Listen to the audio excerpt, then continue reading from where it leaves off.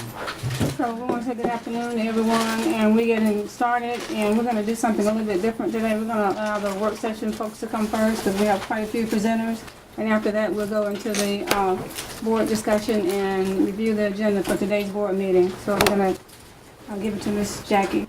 Thank you. Good afternoon. Due to an emergency for one of our staff members, I'm going to ask that Melissa Brady come forward for items 8 and 9 that she needs to be with her family. Thank you. This morning I'm bringing before you 2 contracts that were up for renewal last year. They went through the complete renewal cycle. We had site visits on campus. That was Magnolia Montessori Academy and Compass Middle School. Both of those schools were approved for renewal. We went through contract negotiation with school staff and with district staff. And so what you have before you is the contracts that were put together for both of those schools. Just sort of an upfront, these contracts were drafted by the state of Florida and have been, they are now required of the districts to use as not just a template, but actually as the contract. So there's very little that we can do to alter the contract. The contract itself directly aligns both districts and schools to statute and to current statute. So as you looked through the contract, you probably saw that there was lots of statutory language that was included in that contract. So there's really very little veering away from what the state provided for us. Also with the passing of 7069, it has given us even less flexibility in any type of negotiation. It almost narrows it down to just years of term that we can change in the actual contract. So really there's not a whole lot to discuss as far as what they are negotiated. It's pretty much what every charter school in the state of Florida negotiates with every district in the state of Florida. A couple of things that I wanted to bring to your attention, however, for Compass Middle School, they are currently under a 7-year contract, which was up this year, and they are now requesting a 15-year contract. And they're doing that because, as we talked about during the renewal presentation, they are wanting to move out of Bartow Middle School, and in order to do that, they need to secure the funding that they need to either build or buy and renovate. And so they are requesting a 15-year contract in order to secure that funding. Just as a little bit of information for those in the audience and for those of you who may not be aware of Compass Middle, they opened in 2002. They currently serve approximately 140 students. This is a school that was designed as an alternative program for students in grades 5 through 8. So these would be students who have failed grades either at the elementary level or have failed middle school grades.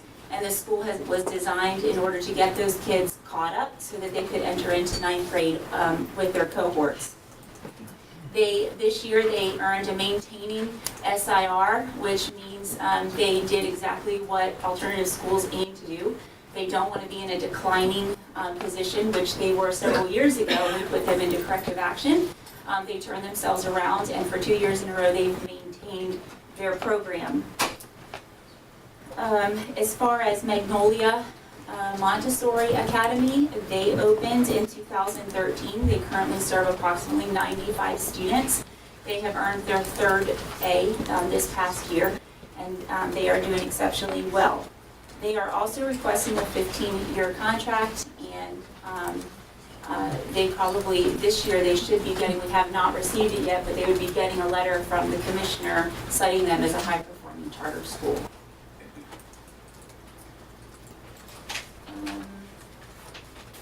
I think that's really it as far as the contracts. And if you looked at both of them, you should have seen that the language was identical except for the name changes. There was a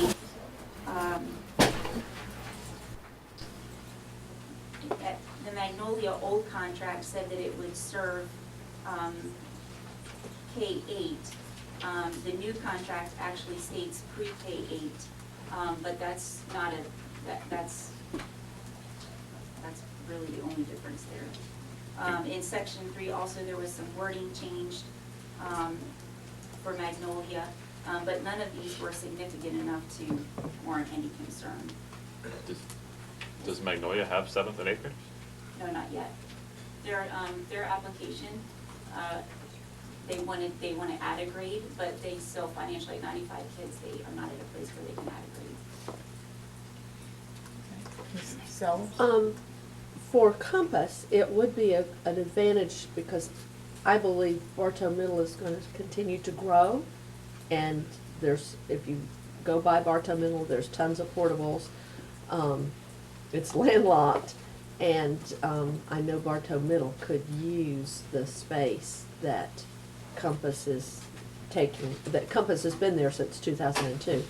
But Bartow Middle will continue to grow as the economy is up. There's communities where houses will be built and those kids will be zoned to Bartow Middle, and I think they're pretty packed right now, so it would be a great advantage to have that space that Compass is using right now.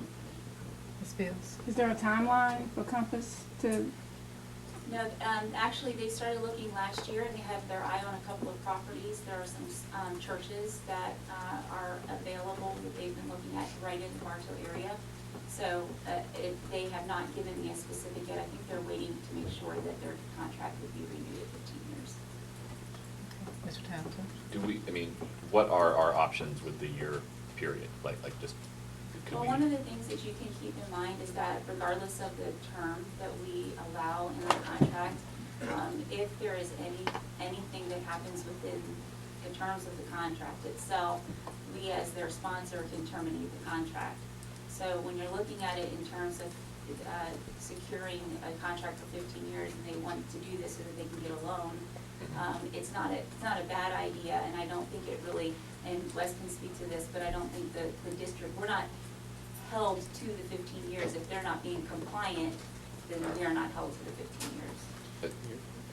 The contracts are subject to annual review, performance review by the school board anyway. Historically, there are not a whole lot of charter schools that just close at the end of the term of their contract. Right. Typically, when charter schools close, it's for a reason. Either the charter school decides to close, or the district decides they need to close. And I don't remember one where that has, by coincidence, taken place at the end of the term of the contract. But they are subject to annual review and termination for cause. The other thing is too, is we implemented a 5-year review of our 15-year contracts. So it's a fairly rigorous review. It's a site visit, and we go on to it, and we've done 2 of them in the last couple of years. And it looks very much like a renewal process, just there's a couple of things that we don't include. But it's an opportunity for district staff to go onto the campus and pull all the records that we would look at during a renewal. We do that at 5 years. And now in HB 7069, it actually requires districts to do that. So we actually implemented something that is now part of what the process should be as far as district monitoring and district contracts. One quick follow-up to that, if I can. Yeah, Mr. Townsend. So, one of the criticisms of Magnolia that I think Mr. Harris made at one point as well is that the enrollment doesn't really match what the community looks like. And as I understand, there's not a lot that we can do about that in the short term. Should there be some sort of charter reform legislation 4 or 5 years down the line, do we hamstring ourselves in any way if we have a 15-year contract? If that, I guess I'm just trying to see, are we foreclosing any options if state statute change that I think may be? statute trumps the contract. Well, it depends.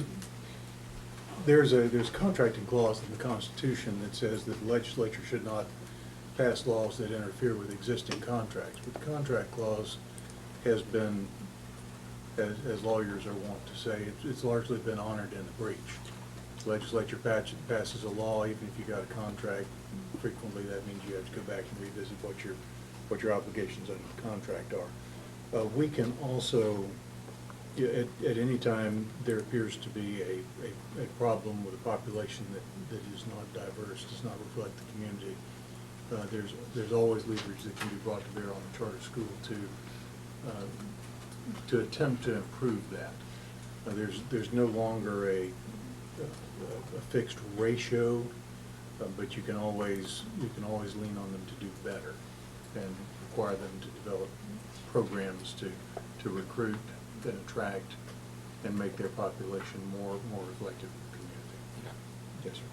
Ms. Sellers? Oh, you just said that the Montessori school, though, is going to get the high-performing status, and I believe high-performing status enables them to get a 15-year contract, and even if we voted no. They would just come back with They- an application. Right. But Compass, of course, would not be in that, but I do know that it would benefit us to have that space at Bartow Middle for the Bartow Middle School. They also have a very significant fund balance that they have been maintaining for the use of moving. So I think that helps them as well.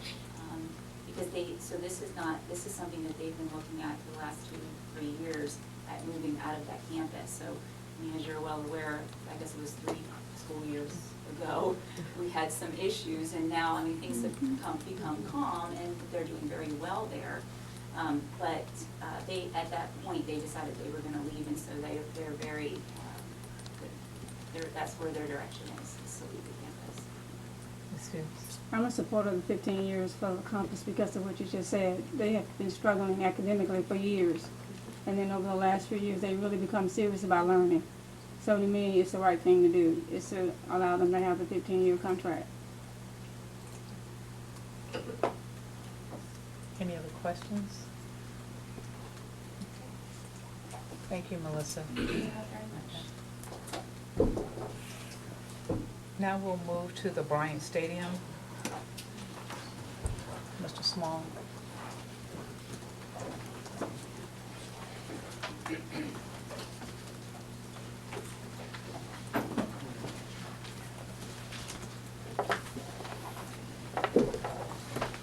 Good afternoon. Good afternoon.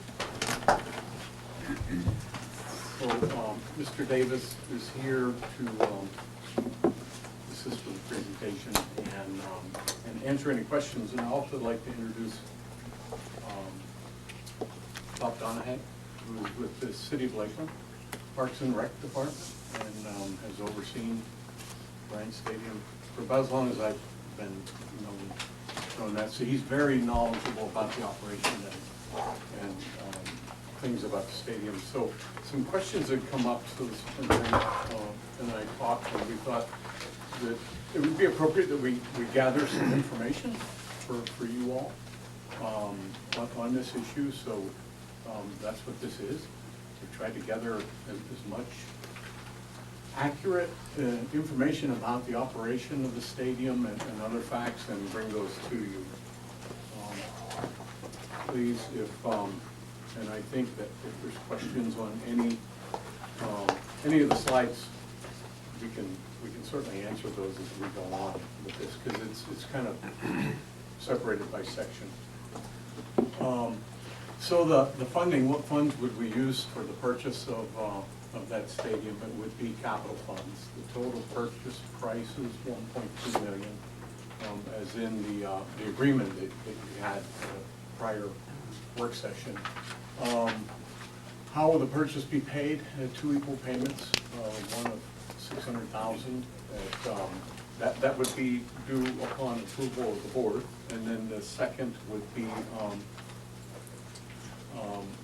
the second $600,000 would be a year later. And as we talked with the city about this, the city was they were willing and open to actually financing this over a term. And I'm not an expert on loan rates, but Mr. Wilson would be better at that than I would. But we kind of came up with this, so there's no interest on this.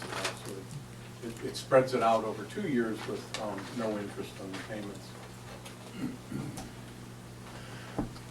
I asked Mr. Donahue to get us some information on maintenance and upgrades that have been made to that property in recent years. I guess I consider 2010 kind of recent because some of those improvements are long lasting. The stadium lights, that's the largest. In 2013, were all replaced with 300,000. ADA seating upgrades of 15,013, locker room repairs, sidewalk repairs, painting, and then a urethane coating. And I understand that's over the stadium itself, Bob. Yes, all through both seating areas. At a total of 436,000 investment by the city on the property. So then, what does it cost to operate that annually? That's, I mean, I couldn't answer that, so we had to kind of dig down on that. So we went back, and Bob was courteous enough to go through actual work orders on the property over the past years and get us some averages. So average electric for a year is 41,000, the water is 22,000 for the utility costs, total 63,000 a year. He couldn't separate out, because of their work order system, what They were was. combined together. So that includes Henley Field, so, you know, I estimated high on, you know, I think the stadium might get more use than Henley Field at 35,000, and use that kind of a base mark to figure out what would it cost us to operate that for a year.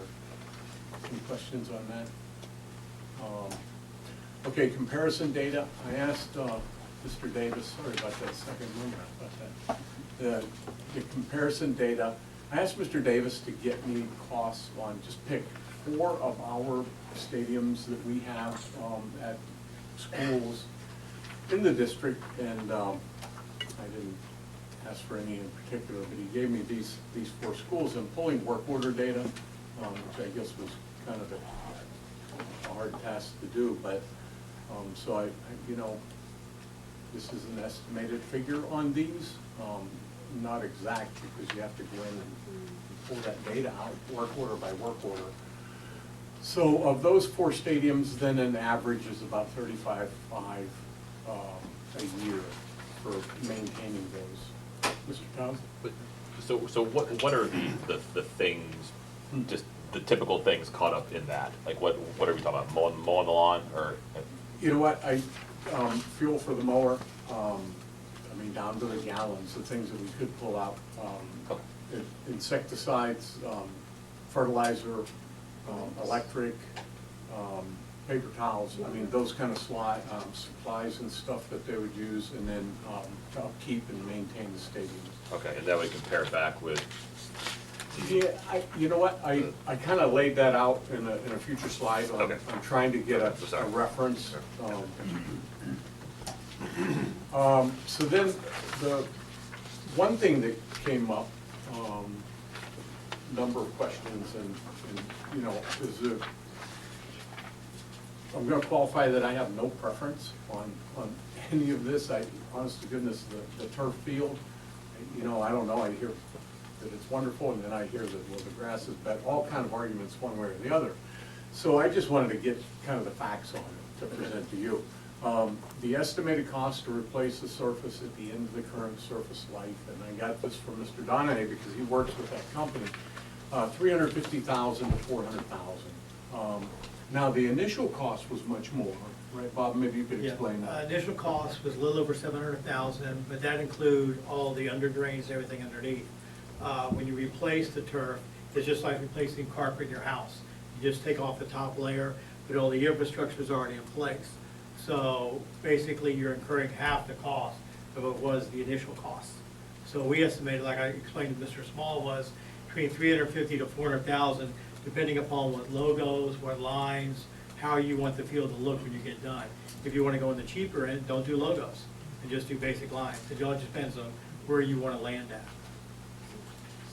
so if we did go back to grass, we'd have to redo the infrastructure as well, so this capital number would be higher, like the upfront. I can tell you this, when we went to artificial turf, the reason that we went there is all of the different uses, when you have Lakeland varsity JV, you have some little leagues in there, and then you had soccer. By October, from the 30 to 30 was dirt, because we painted the lines. So that logo that was in October, the L, was on dirt. And that's what predicated the fact that, that's the beauty of it, is that you can play on it 365 days a year and not wear it out. It'll look good as day one as it does year 5 or, year 7 or 8. And you get an 8-year bumper-to-bumper warranty. We exercised the warranty this year to replace the end zones, the L in the middle of the field, and all the lines on the field. So it's all-inclusive warranty, and you still have 3 years left on it. So what I did was, Bob told me that the estimated lifespan, and then when you start researching this stuff, you learn lots of things that you didn't know before, that the lifespan in Florida is a lot less than the lifespan is in a more cooler climate, but about 10 years, maybe 12 years life of that field, the surface. So what I did was I calculated then, we have 3 to 4 years left on the turf that we have. I divided that into a 10-year lifespan, so I added, as you'll see as we go along, on the yearly cost to maintain, I added another $40,000 to that. If you were bankrolling that at the end of 10 years, you could pay for it. The revenue, there is a cell tower lease. That cell tower lease has gone, if you look in your booklet here, you can see more detail on that, but every year it goes up a little bit. I used last year's number on that, at $27,921. Event rentals, that's an estimate that I got from Bob, and those are events that are held at the stadium that don't involve us throughout the year. And so last year,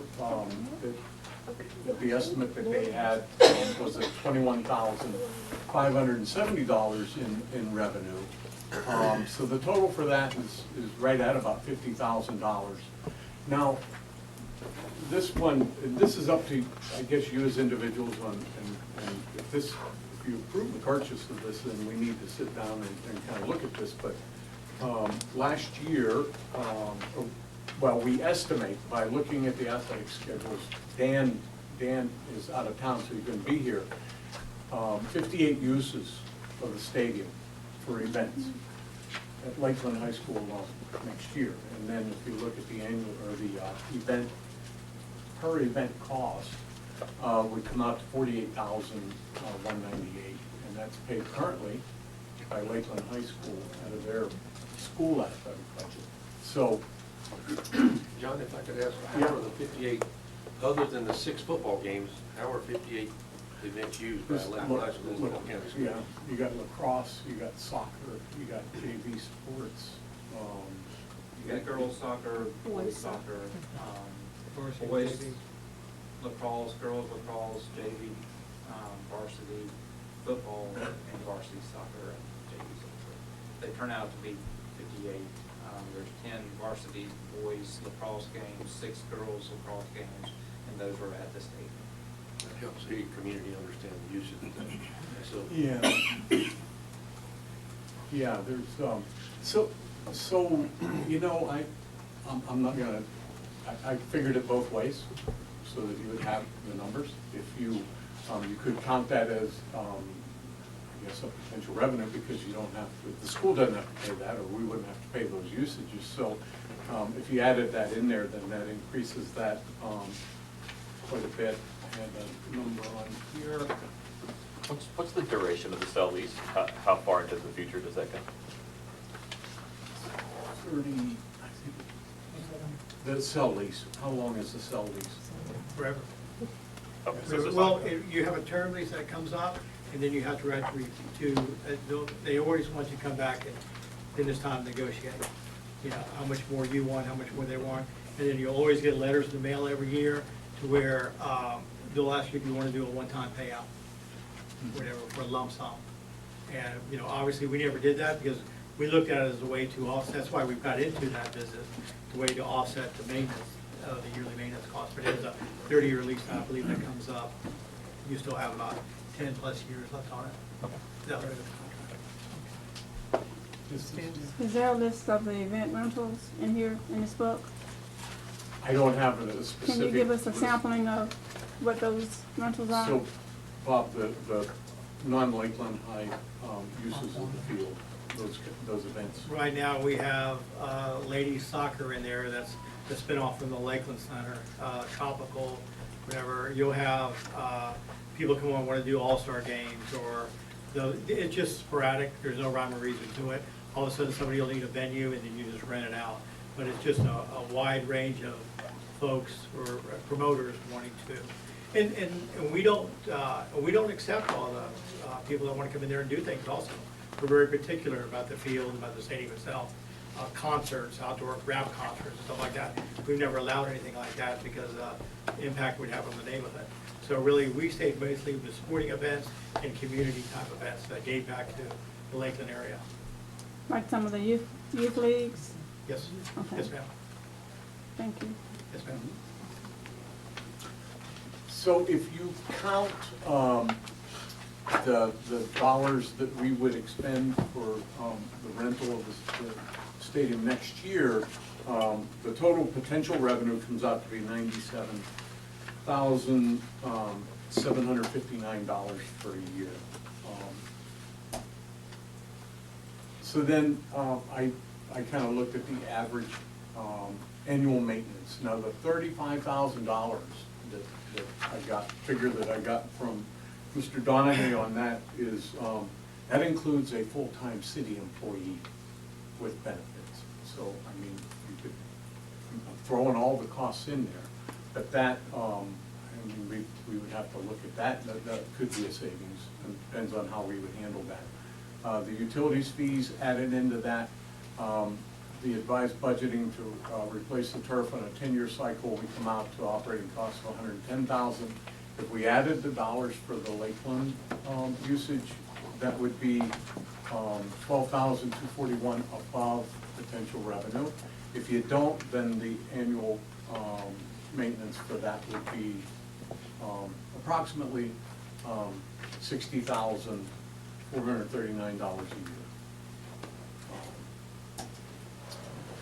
So then I asked for some numbers that we had. The total cost for the Tenorock High School, when we built that school, that was the last one that we did. Now that includes, I don't know if that includes the land purchase portion of that. I don't believe it does. But that's the site prep work, the stadium, of course there's concession stands and everything that else goes with it. A locker room was $4.84 million. And then I knew that we had done, we had an issue with the bleachers at Bartow High School back a few years ago. And so I asked to get the numbers on that. And then I will be right up front with you. The cost was more than this, but there were also items in that itemized list, and it's in your book, that were like for basketball. I didn't count that. I counted the stuff that I deemed useful around the field. Yeah. So, And that's only for half the stadium. Well, it's for half the because- stadium. I mean, Yeah, well, half the bleachers, I'm sorry, because one side of the bleachers didn't have to be right. replaced. So if you look at that itemized list, it's the bleachers, repair the stadium, fencing, resurfacing the track, and then there are also costs in there associated with the soccer and the lacrosse that I added. And then Kathleen High School was build locker rooms, press box, fencing, bleachers, and demolition. And that cost was, I tried to pull out all the things that weren't related to the football, the soccer, the outdoor sports there. That was $1.5 million. So that kind of gives you a reference that it's not cheap to provide those services and facilities for children, but it is, it's important to a lot of kids and the community as well, so. And that's, Can we go back 2 slides just to the 60,000 worth? I want you to work me through that when I get to Okay. this. I may be too slow to no, pick this up. it could be my presentation skills. All right. So the 35,000 for the annual maintenance, that is the annual maintenance fees that Bob gave me from having a full-time person out there for putting paper in the bathrooms, soap, all of that stuff. Any janitorial work, minor repairs that would need to happen, that was an estimate of 35,000. So if you pull out the salary of the employee, I didn't, I left it in there, so you could backtrack that even a little more. The utilities was the combined water and electric, all right? And, but that is, if you remember back, it was more than that. It was like 60,000. But Henley Field was included in that, and that belongs to Florida Southern now. We would split that off and make it separate. But I still think that it's gonna cost us, I'm not gonna be naive, it's gonna cost us more for the number of uses in a year to operate that stuff there. So I estimate, it's an estimate by me. Then I added the $40,000 a year, over 10 years, to, you know, if you bank that, then you would have enough money to replace the turf and annualize that expense into a budget. And that's the total operating cost. That's how I came to that. Then there's two costs for us. I mean, well, if you subtract the revenue, there's two revenue totals. One is the first one, and that's including the dollars that we would spend for Lakeland High renting from the city next year.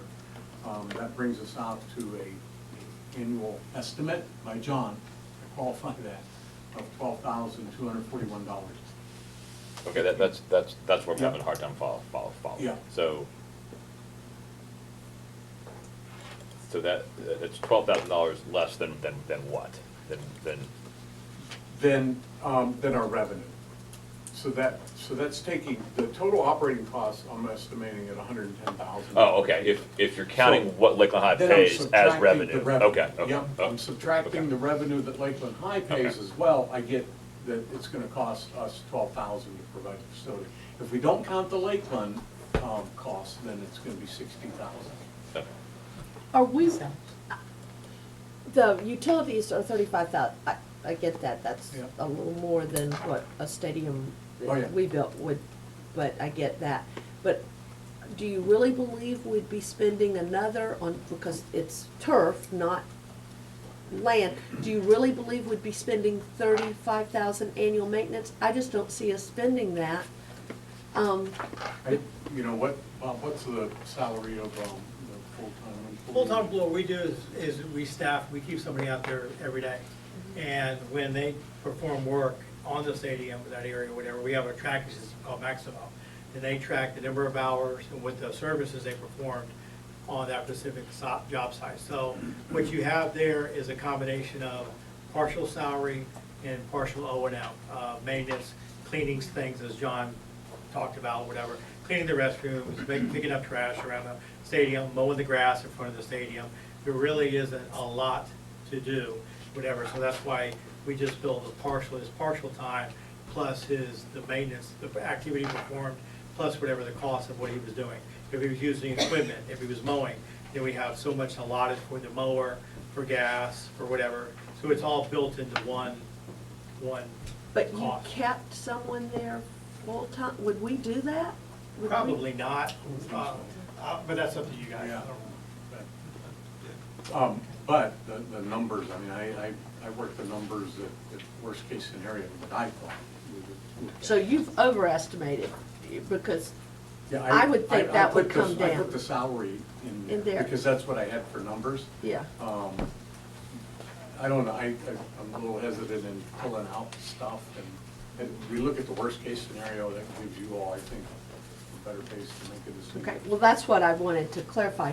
You've put, to me, the biggest price it would cost us. We're not gonna, I don't want to eat it, sticker shock after Yeah. I bring you something, yeah. Ms. Reynolds, Dennis Bills. I just want, so if we're not having a person full-time at every other stadium, that falls on the athletic director, custodial staff, correct? So that's where it would fall to Lakeland's Yeah, staff to it do it. would fall on Lakeland for all of their athletic director and. Which a lateral position at any other school would already be doing that in their job description. Correct. And then, of course, they, where we got the annual cost for the other stadiums is work orders and things like that. Mr. Davis could track, that would go through our work order system like anything else. Yeah. Okay. But the other activities, and that's something that I think internally we need to discuss, and I could get with Mr. Talbot about outside events that I think that we wouldn't put that on the school, that Mr. Talbot and his department would handle those activities that aren't school-related, outside leases and rentals. He would have to coordinate that with the school. But then that's a pretty good revenue source too. That was my question. Somebody has to schedule and do the extra stuff. And I guess you're saying that Mr. Talbot would be the one. Yeah, he's not here today, so I'm the one sitting here. No, you couldn't do that. Yeah, no, that would be his. So there wouldn't We've be- already talked about that. And he's okay with that? Yeah, he's not here to say, no. Yeah, we did. No, we discussed that, and that would be something that he would take care of in his office. That'd be extra. Just want to make sure. It is, Mhm. yeah. I asked that. Who is currently doing that for Dennison Stadium and some of our other stadiums that are often used for other purposes? I know they've done Relay for Life a couple times at Winter Haven, or those just You know, the school? Facilities use. facilities use, Jason and. yeah, Jason Pitts handles all that. Yeah, it comes through their office. Would it make more sense then for Lakeland to have the same setup, or for it to go through? We plan on that on the outside. Okay. Yeah. Go through facilities use. Okay. I think it would be the best one. Mr. Townsend, then Mr. Wilson. Two questions. The first is, does any other high school have $40,000 a year built in to turf maintenance / replacement? That's, yeah, that's a big chunk of money for, yeah, I mean, I understand that. Just sort of secondly, along the, sorry, go ahead. When we did the turf field, we did one, obviously at Bryant Stadium, I also have one at Tiger Town, and it's a trade-off. It's mowers and mowing, Right. and cost of utilities of the water, insecticides, the pesticides, the fertilizer, all that goes into versus something you don't even have an irrigation system for. Right. So it's really a trade-off. Right. Whenever we look, trust me, I've spent hours on this, and it's just, do you want it in O&M, or do you want it just sitting there that you'd use it 7 days a week? So that was a trade-off, because it greatly reduced our maintenance down to the fact that I was able to move one of the employees out of there to another location in the city. So it's a trade-off. So the non-turf fields, they're like the money we're spending on them, and this isn't for you, Bob, I'm just thinking out loud. The grass fields, we hear a lot of concerns about the quality of the grass fields.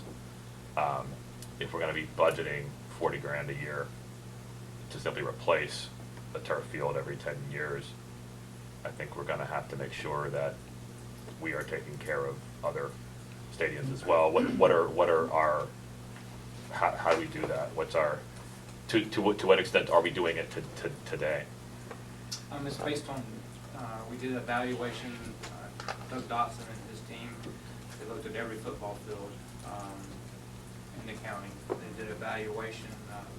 Currently, we have a project that's going on at Ridge Community High School where we're replacing sod there. There's some areas there. We're also looking at some of the issues at Bartow and Mulberry. So Okay. each year they go around and look at the sites. They reiterate to make sure that they keep practice on the practice field and not on the Right. football field. And I know that there are some issues with local management of the fields too. I've heard, but so I guess bear with me as I walk through this. So what's the general cost to resod a field? If you just did, what's the, We did hash mark to hash mark and the 20 to 20, just at Ridge Community, and that was right at $7,000. $7,000? As opposed to $700,000. It's a much smaller cost to reach a That was reside. just hash mark to hash mark and the 20 line to 20 line. But We it, did but the it's, but entire it's still field. the heavily trafficked part of the Right, field, right? that's the middle of the field. Okay, all right, so it's not, comparatively, it's not the end of the world to do it. But, I mean, it's not something we want to do all the time, but. Right. So, and we have a rotation built in to address these issues. Yes. Got it. And if we- And by doing this over 10 years with the turf, we avoid all of those issues because we're doing it with turf. Okay. Mr. Wilson? Well, it seems to me this is the most cost-effective way to provide a football program for Lakeland High School.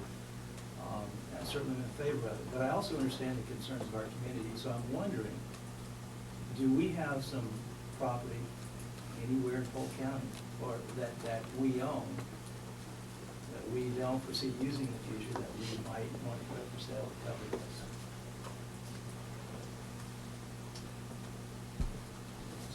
Yeah, Okay, let me rephrase that question. Is that something, is that a possibility? Is that something that we might want to consider doing? I looked at all the vacant land, vacant property, and actually, we had some negotiations at the beginning with Mr. Donahue about maybe swapping some land, and based on the location, and it just, that didn't pan out. A lot of the property was purchased,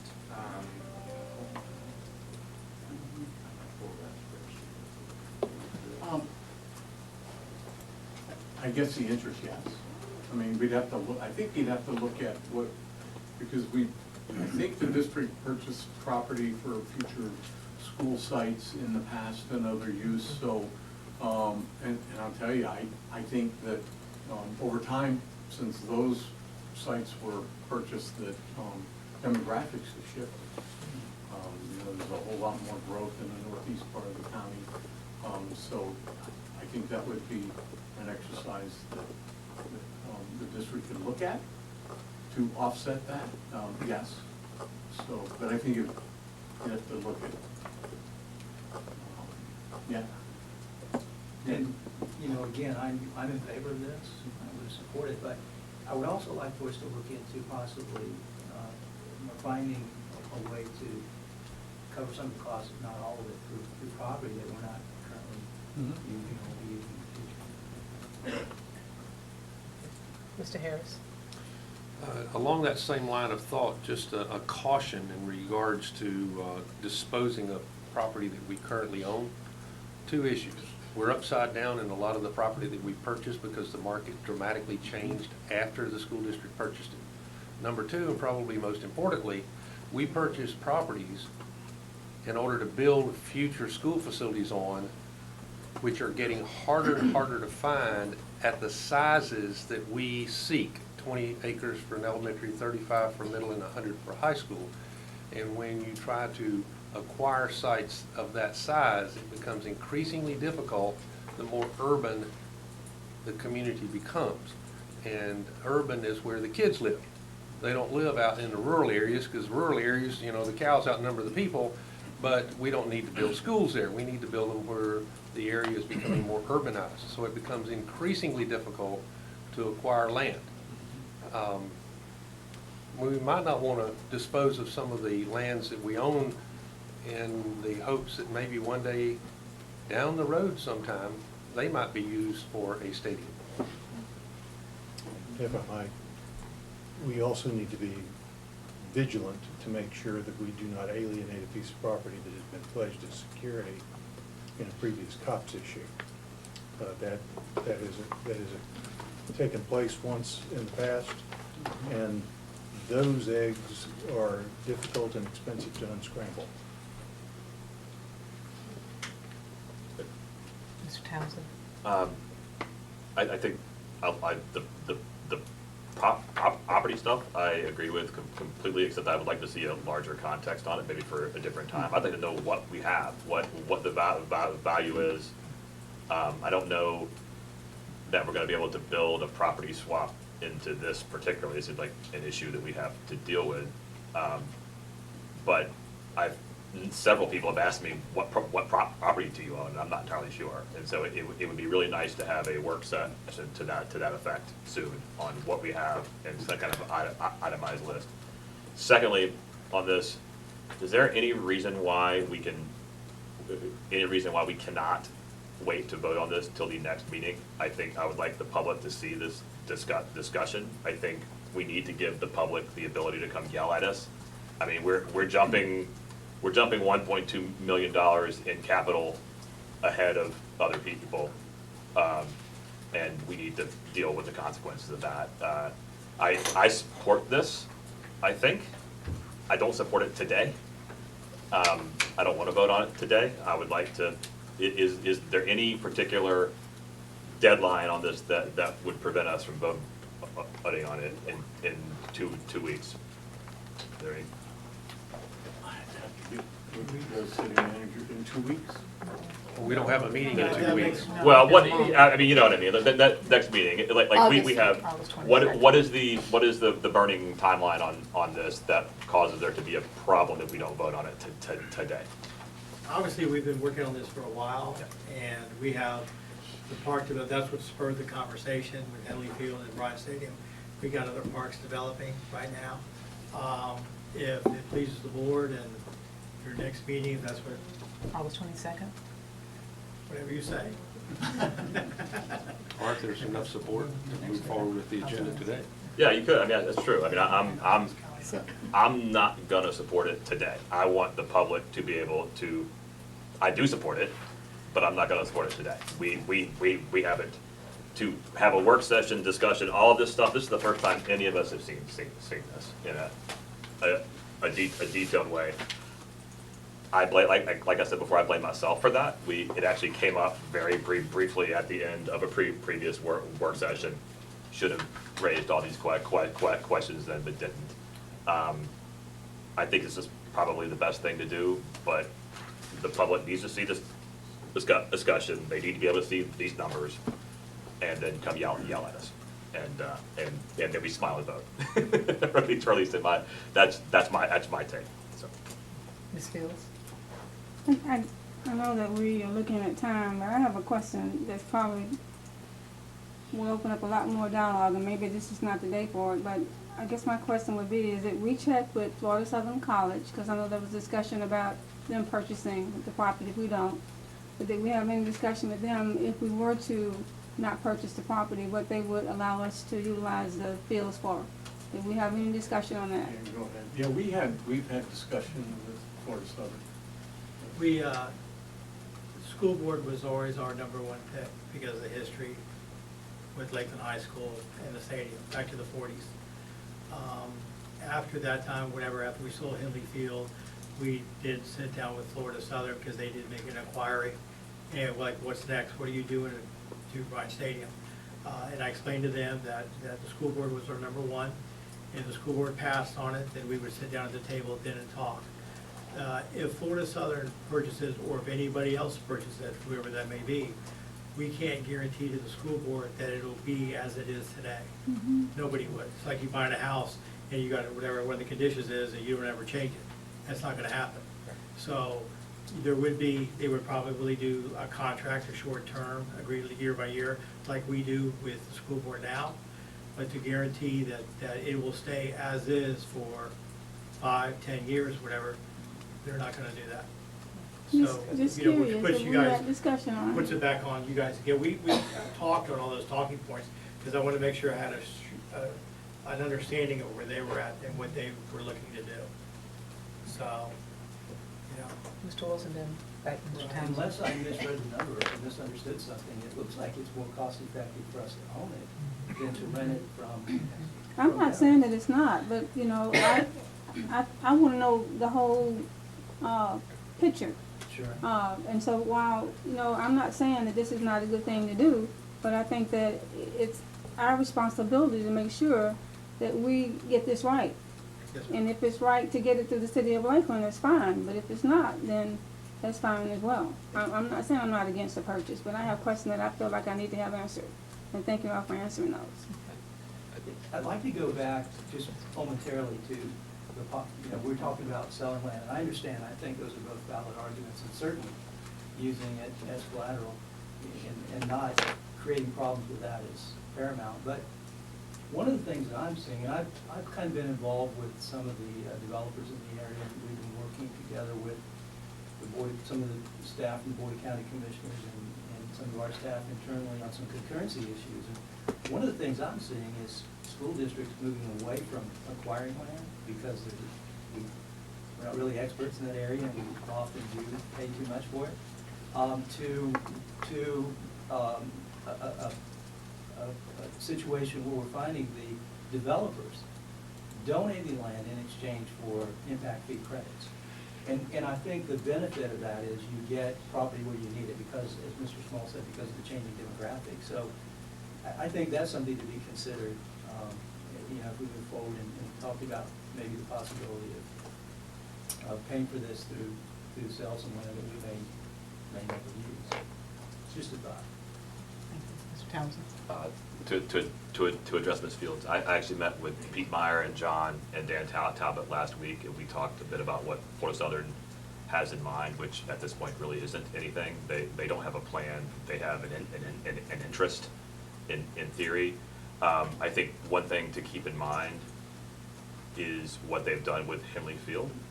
Out of the goodness of their heart, they allowed Lakeland High to play for free last year. They're gonna start to charge us a little bit this year, but they tripled the cost for everybody else.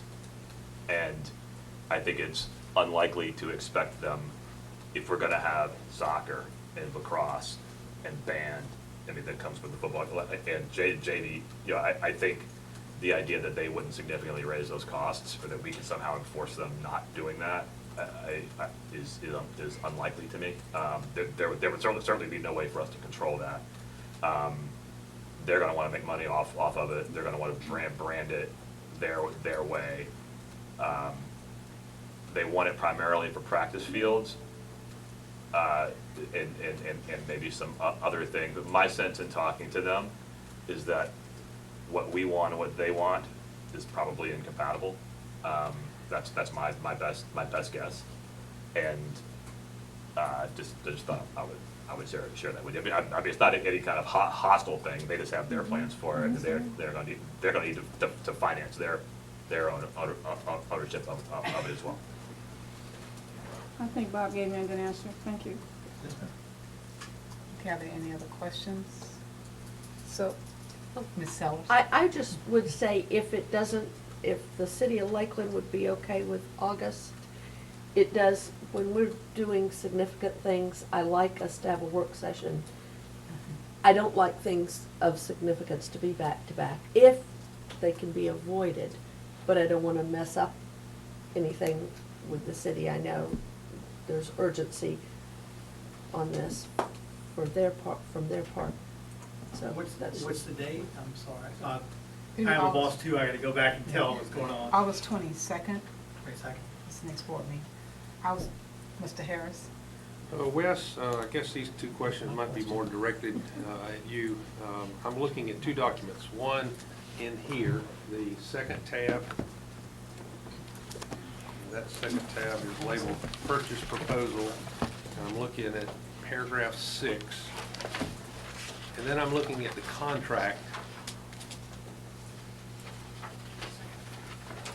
Does this purchase proposal get succeeded by the contract? The Are there contract, any things in this purchase proposal that would live on after, even though they're not mentioned in the contract? yeah, in reviewing the contract, I do not believe that it incorporated the proposal, because the contract should stand on its own and be interpreted on its four corners. So paragraph 17 of the contract would ensure that?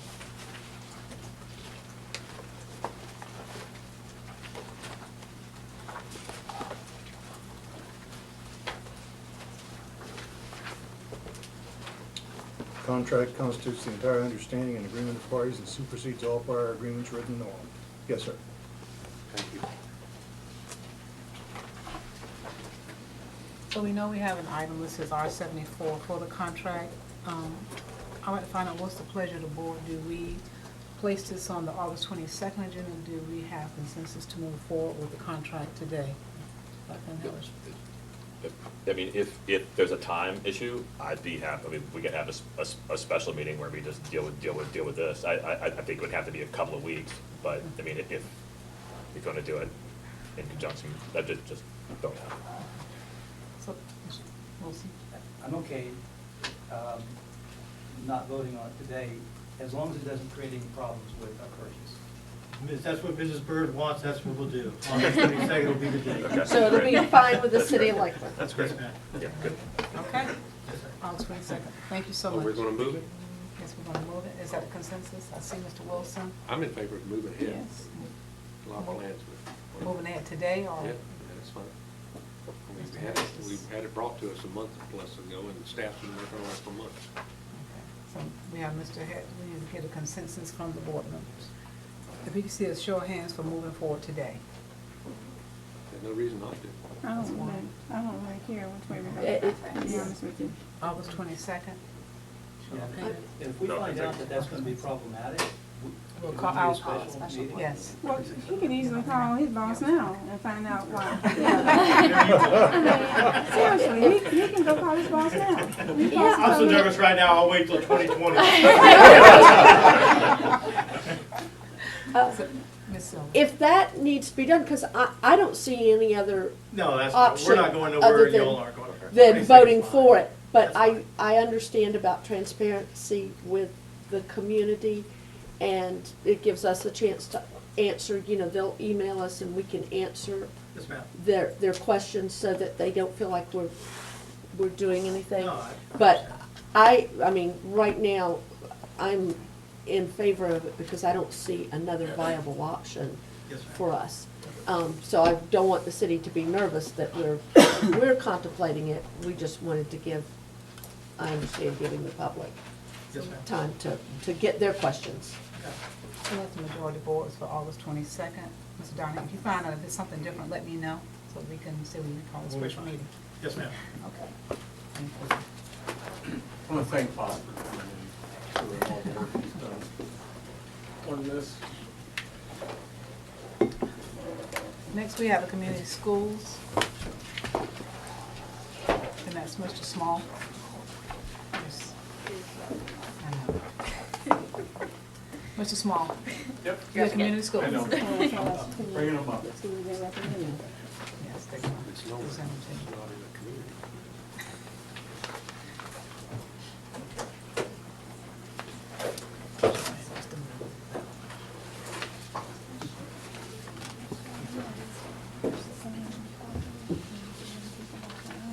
So, in respect of time, I'm going to go ahead and let the team start. This is Dr. Ed Shoemaker, who's a volunteer from the community, who actually brought the idea of community schools to us here at the district, and has worked tirelessly as a volunteer on this initiative. And then Kim is with Folk Vision, and she has kind of helped organize and take this process.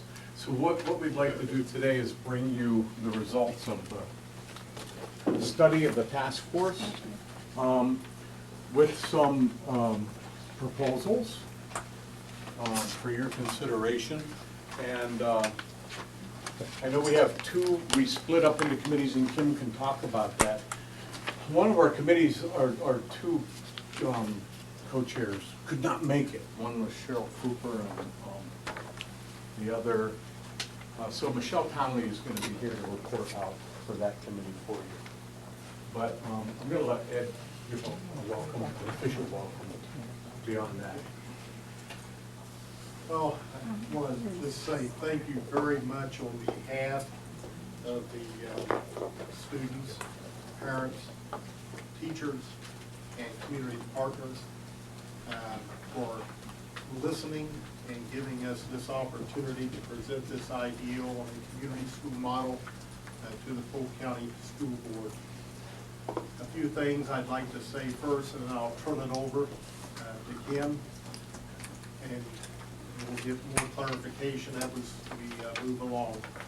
A community school model is much more than a place for students to attend class. It is a true example of what true community partnerships look like.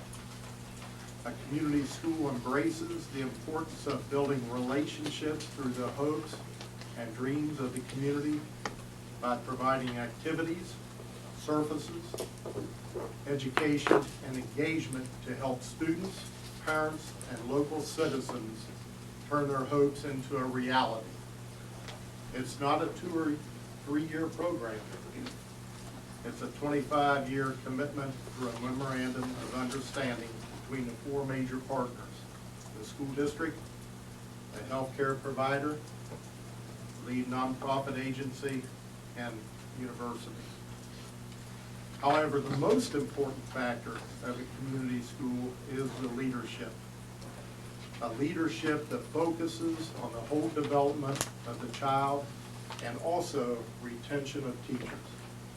Stability is very important. And I experience this firsthand on a daily basis, the needs of our students. I'm a licensed mental health counselor.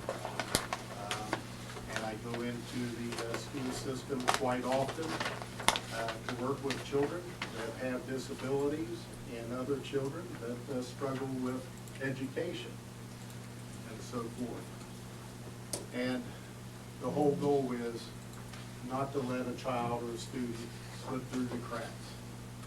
And I'm going to introduce Kim Long with Hope Vision to this, kind of give a rundown of the process that we've been through. I thank you for your time today. To begin with, I appreciate your acceptance of this unwieldy packet.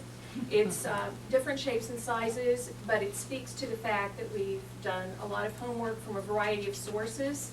I just want to briefly step you through the timeline. We've been exploring community schools since November of 16. We've convened along a timeline, including site inspections, many discussions, a lunch and learn, and coming alongside UCF, which has a number of community schools operating across the state of Florida at this time. We've also supplied for you in your packet a list of developmental stages from the UCF Community Schools division. I would say that we are definitely still in the exploring phase. So what we're here to do today is to update you on our exploration and what we have found during that phase. The Exploring Community Schools team, as you can tell from the other packet enclosure, is comprised of community members from across a wide spectrum of interest, state, county, municipal, business, and volunteers are represented, specifically with interest in developing a model for a community school in Polk County. One thing I can say is I have been impressed with, although many people from many municipalities are represented, they have taken off their municipality hat and they have put on their Polk County hat.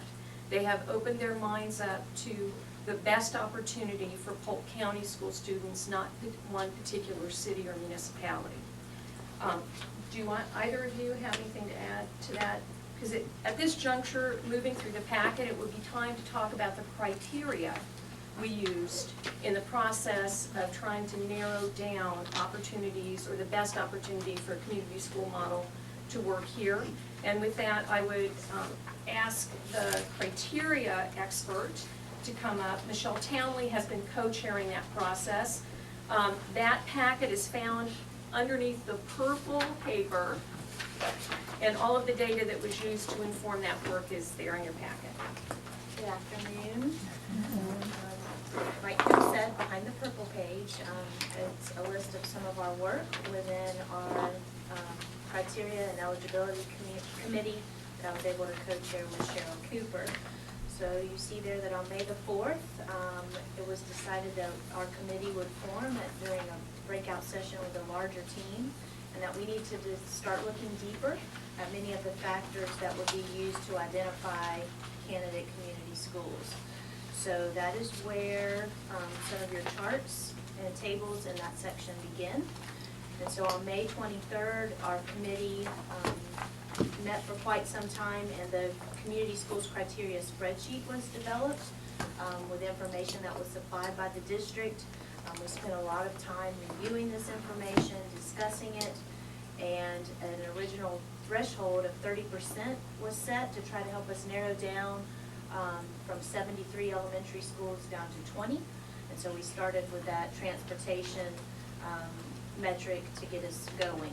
And then from there, you can see there's a bulleted list of established criteria in regards to student population, walkability, facility capacity, clinic placement, percentage of students enrolled in free breakfast and lunch, the school grade, student absences, suspension rates, and then teacher turnover and retention rates.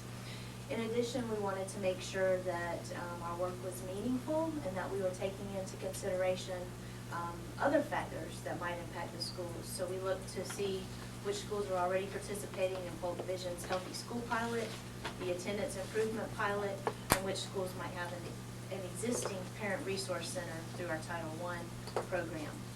And so our initial goal was to narrow to 3 to 5 schools, but after much discussion, we were only able to narrow it down to 7 before we felt like we needed to hear more from facilities and to gauge some more information. So the 7 schools were narrowed to Inwood, Dixieland, Philip O'Brien, Crystal Lake, Juanita, James E. Stevens, Laurel, and you can see a special note there about Gibbon Street, and I believe Penny will share a little bit more in her presentation on that. But so after that meeting, facilities offered us some information in regards to acreage, capacity, space utilization, potential utilization issues that might not be yet taken into consideration, walkability, access, and parking. And so that information was also taken into consideration, and aerial maps were presented, and then I'm going to let Penny do her part before we get to our next recommendation. Any questions about the criteria? These are all elementary schools, did I? Correct. Was that the criteria? Yeah, we were going to start with Okay. an elementary school, yes. Penny Borsche from United Way co-chairs the Community Partnership Committee, and she'll provide an update on their process. You will find her work behind the blue sheet. I believe it's a long legal sheet. Our initial task was to look at potential partners. Where were there partners from the community, not just United Way funded partners, but government programs, faith-based programs, anyone that could support the needs of families. And it was helpful to me when we first started talking about this to talk about the difference between a full-service school that provides multiple services for the students and the families at the school and a community school that does that not just for the students and their parents and families, but for the whole neighborhood, for the whole area surrounding that school. So we looked at a list of what services could be provided by community partners, and were there any geographic restrictions? And we broke those up into health, education, mentoring, and general. We listed the potential partner, the potential service that they would provide, and any geographic restriction.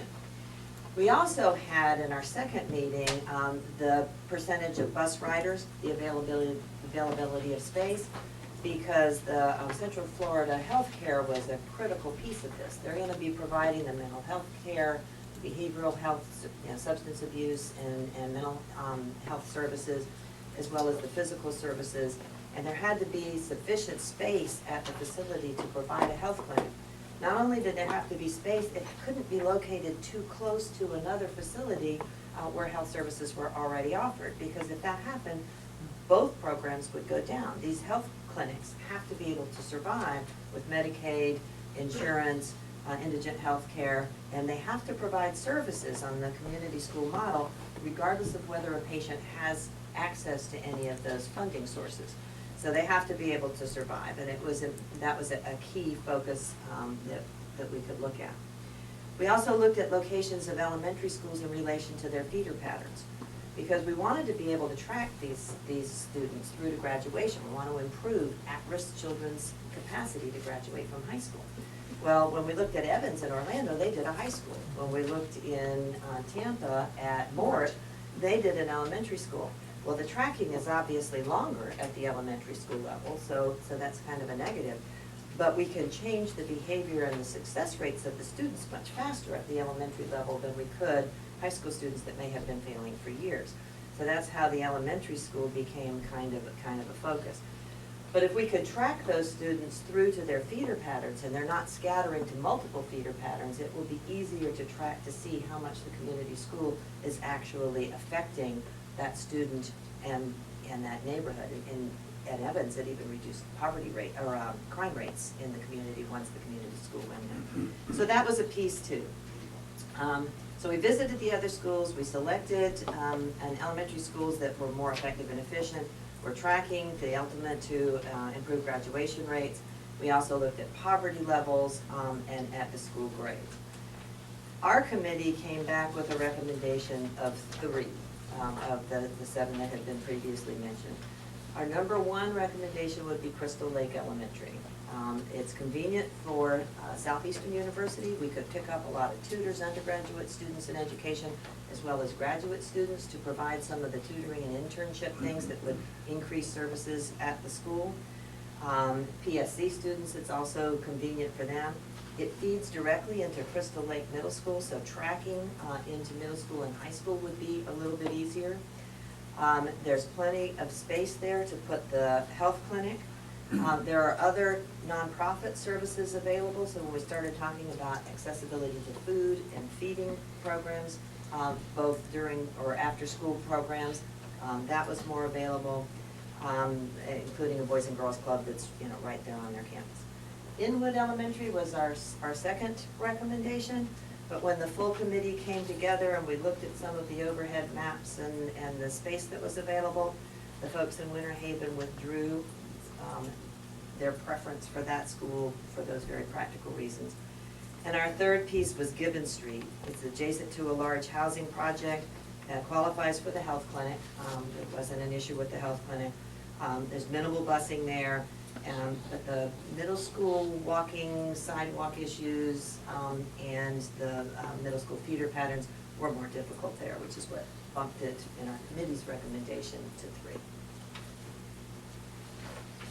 So at this juncture, what I'd like to point out to you is these committees met independent of one another.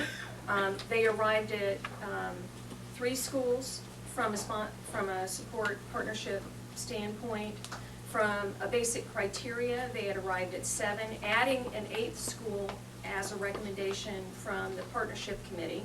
The real analysis as to capacity could not be answered by either one of these committees without some input from the facilities and planning department here at the district. So Pam Luce and her team underwent an in-depth analysis of all 8 schools so that we could, with purpose, tell you capacity or capacity concerns. I believe Pam is in the building.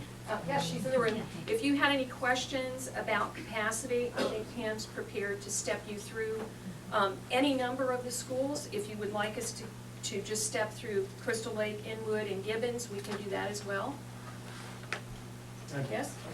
I'd like to add too, I think, didn't highlight that the Crystal Lake site, the elementary and middle school on the same, essentially the same piece of property.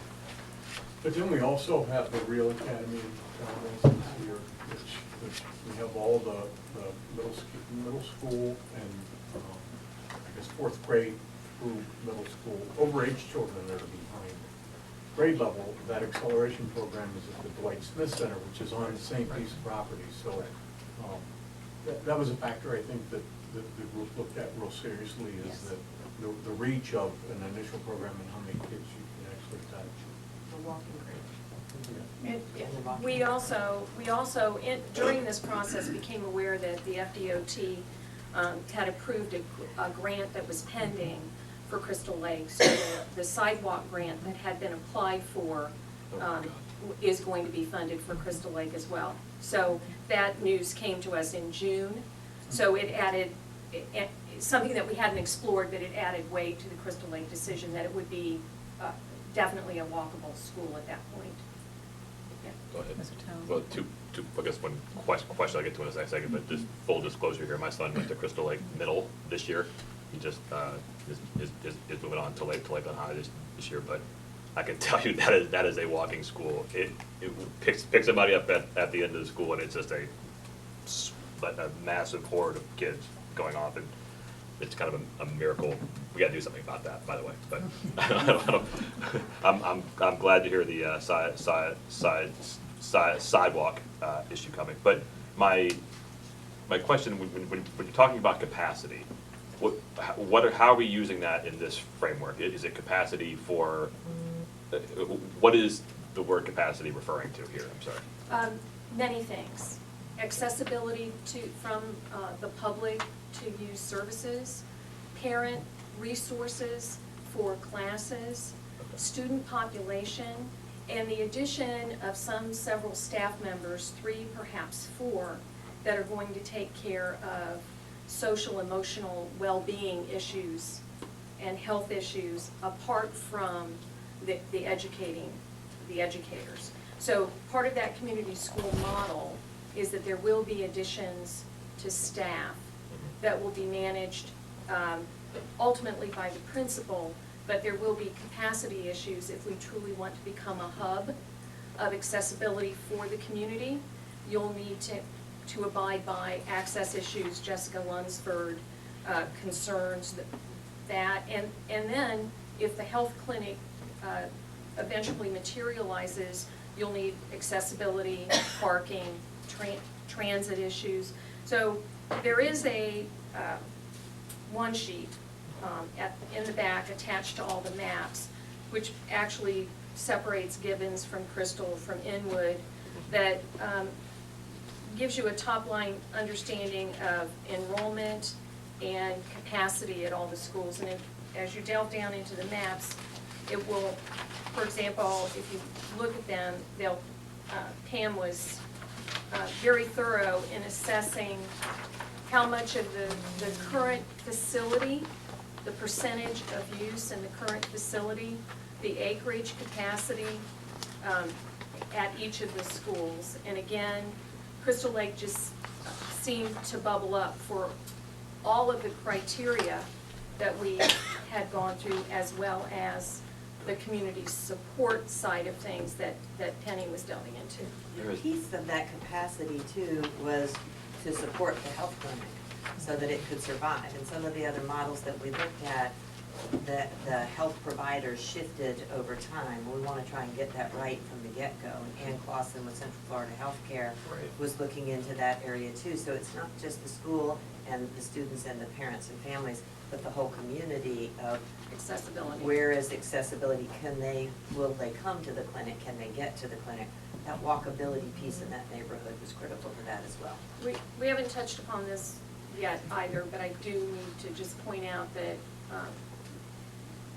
access and cooperation with Southeastern University would be a rather elegant affair there. They already are volunteering, they already have interns, it's my belief, on property there. We could expand potentially the relationship to include education opportunities for staff that could be held there without requiring them to leave campus. That is one of the model components through UCF that we would like to explore more fully. Yeah, I mean, the Crystal Lake Elementary, Dwight Smith Center, Crystal Lake Middle, and Southeastern are virtually a complex. They almost touch each other. So, I mean, I think, I certainly. Well, I'm going to add something. Kim mentioned staff. And we did our tour of Mort Elementary.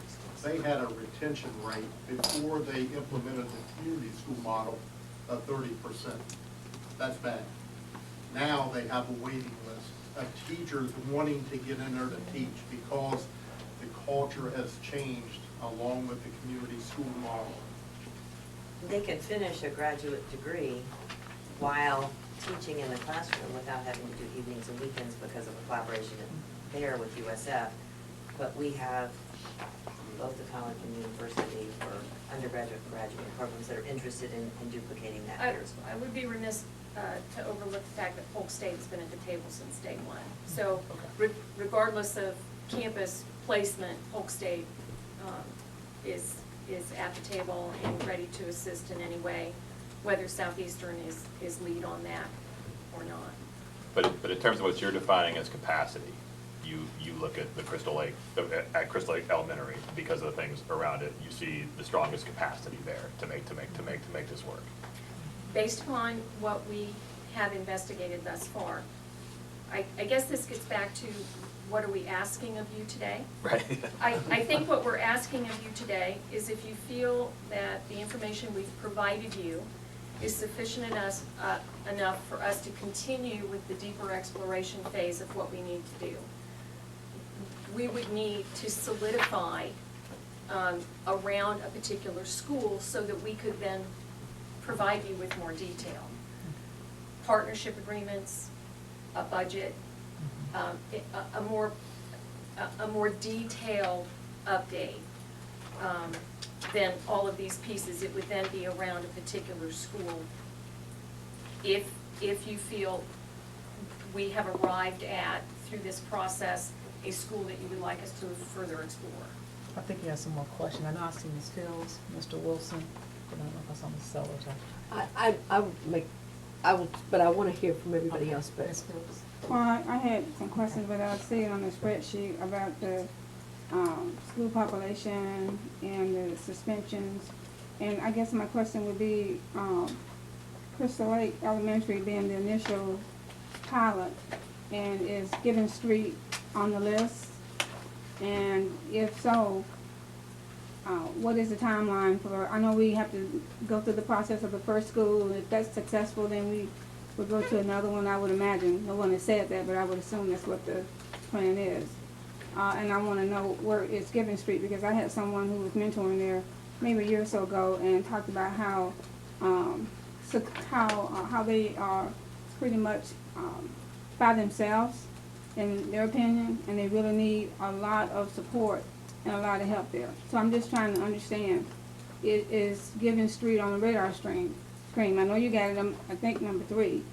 I think the biggest concern with Gibbons, the overriding concern, was the capacity of the building.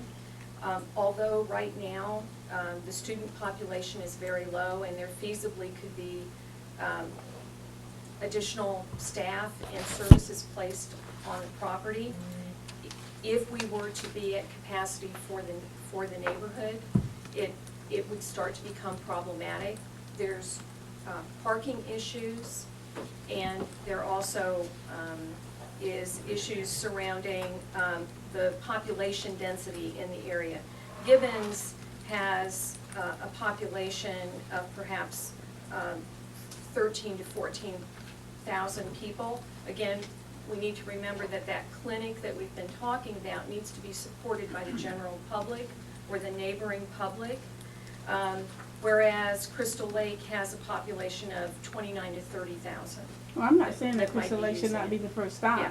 But what I'm wanting to know is Gibbons Street eventually going to be one of the schools that's looked at? That's what I want to know, at some point in time, not immediate, but in the future. Two things, yes, and others as well are still under consideration. But one of the pieces that we learned with the tours is that components of what we're doing can be shared as they work. So if we find an internship piece that's working well, or the opportunity for teachers, for paraprofessionals to earn BS degrees, or for professional teachers to earn graduate degrees, if those are the things that are making the difference, we can expand portions of this pilot without having to do the whole community school model right away. We were also counseled that you don't want to go to your toughest school that has the most challenges for your pilot. You want this one to be successful as quickly as possible with as much successful shift in data as we could possibly create from the get-go so that we can gain more support. The United Way of Central Florida Board has already been exposed to this. They have no idea what school this is going to be implemented in, but that it is a community concept being explored. And they are talking about funding both the coordinator for the nonprofit partnerships and the coordinator for the health services, to get those salaries and benefits into funding 2 of the 4 key partners. So if we can do those things, get initiative to be understood by the public, we could potentially help to raise more support both in the way of gift in kind services and in the way of actual funding to expand the kind of services that are available. Again, not just at that community school, but components of it at other schools as they're needed. And let me share this, when John and I started talking about this, we wanted to do 26 schools. So it's been a very, very diligent process to work it down to the one school, and Penny said it right. You know, we gotta focus on the one school as the pilot, but it doesn't mean that we can't implement some of the components, you know, that were implemented in the pilot in other schools. Mr. Wilson? Well, you probably expected this question to come from me. And that you may have this information as we move forward. It sounds like this is a pure partnership with the community and the best possible type of partnership. Do we anticipate any additional costs for the school district, or are all the costs being picked up from members of the partners in our community? Or do we know that? And that's for my first question. I also have a second question. Again, getting to that budget we would be able to better answer that question. But the rule of thumb for what the increase to staffing and services on an annual basis is about $300,000 a year. The difference between a school like Crystal Lake not being a community school and a community school the size of Crystal Lake, for example, is about $300,000. As Penny stated, she has already had affirmation from the cabinet and the board that potentially $200,000 of that annually United Way would move towards assisting with. And we haven't moved into any. And we haven't formal moved campaign. into a campaign Right. of financial grants. We haven't moved beyond that because we haven't had a specific site. I can tell you one thing, that every time we bring it up, and we don't have any signed anythings or board approvals yet, every time we bring it up, people get excited. The idea, it's not like it's rocket science and that we don't know how to help kids to succeed, because everybody in this room certainly knows how to make that happen. It's getting all of the right services and the funding for those services and those partnerships together. And what the community schools do is to facilitate that kind of partnership to make it happen.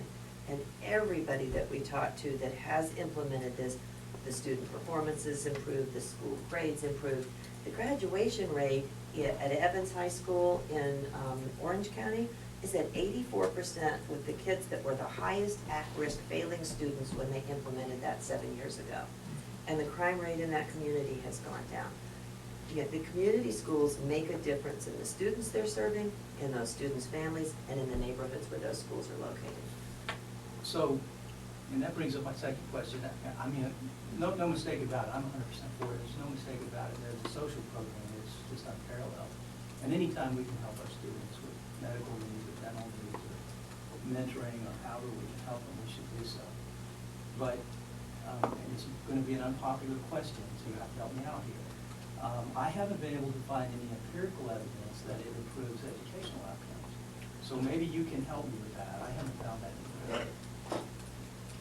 We have it for Evans. and I've seen some Warren. anecdotal evidence, but no real empirical evidence. I'm wondering if where I could find that. Not that it would change anything, but it would be nice to know that we're really accomplishing the objective. That's not an unpopular question. That's I good. think, I think we owe that to the process. So that would be, if that is something that you would like us to pursue in our next update, we would be happy to cover that. I'd like to see some. I mean, I think they just said the graduation rate went up pretty significantly amongst, I guess that's an educational, I can't vouch for that, I'm with you. Well, but if you have it happen in one school, you have 7 where it doesn't Right. impact performance, I think that's. That's Can I a, keep that's a, this? oh, sure, Yeah. yeah, We that's a had packet. from lots of UCF. those packets. Mort was brand new, so they were in their first year. So and that was intentional, to look at one that had been doing this for 7 years and one that was just starting. And both had advice they could give us with different levels of experience that was helpful. So Mort's changes weren't, there were beginning data collections that were showing promising information, but Evans had been doing this for 7 years. That's where the data was pretty firmly in place. Ms. Sellers? UCF should have some of that Yes. data because they've done schools, there's more than just Evans. There's other schools and other places that have been doing it for several years. And UCF is really on top of this. They believe that there are true dramatic changes. To your point, Ms. Sellers, the next phase would include deeper engagement with UCF. I was on the phone with Amy Ellis, who's in charge of that movement there. And the next convening of our team would include a UCF representative coming over and helping us step through the final stages and the transition steps between exploring and merging that you'll find in your document. So part of what we would want to do is become a UCF certified community school. We've applied for certification, meeting certain criteria and requirements, we would then become one, Crystal Lake would become one, and then there are a whole group of benefits that come along with that, including advocacy, funding resources, and this network of community schools across the state of Florida that they're leading. Ms. Sellers?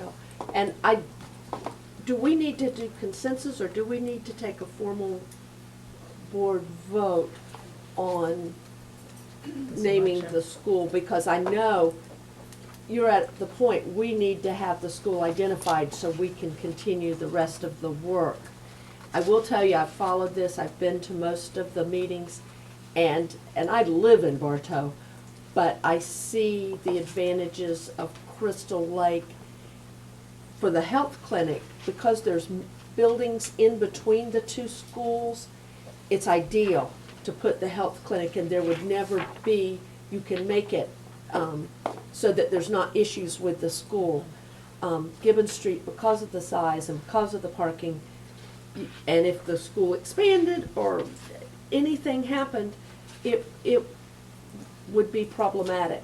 Crystal Lake almost has the ideal situation for this community school with plenty of parking, plenty of access to buildings that are already there that are away from the school so that there would be no issues with the public coming in during the school day. And the tracking of the kids, these kids that are getting services at elementary, they all go to Crystal Lake Middle, and the health services and all the services are still there. I can just see a continuation. In Bartow, it's very different. All of the Gibbon Street kids practically go to Bartow Middle, which does not facilitate itself to have a walking kind of continuation. Bartow Middle is not in a neighborhood where the people can walk to. If Family Services and Counseling had started with a 5th grade student or 4th or 5th Yeah. grade student, and they're moving on to middle school, that family can continue to receive that family counseling That, while the child goes into their teenage years, and those needs can be more consistent. yes, I just see it, and especially for the first pilot.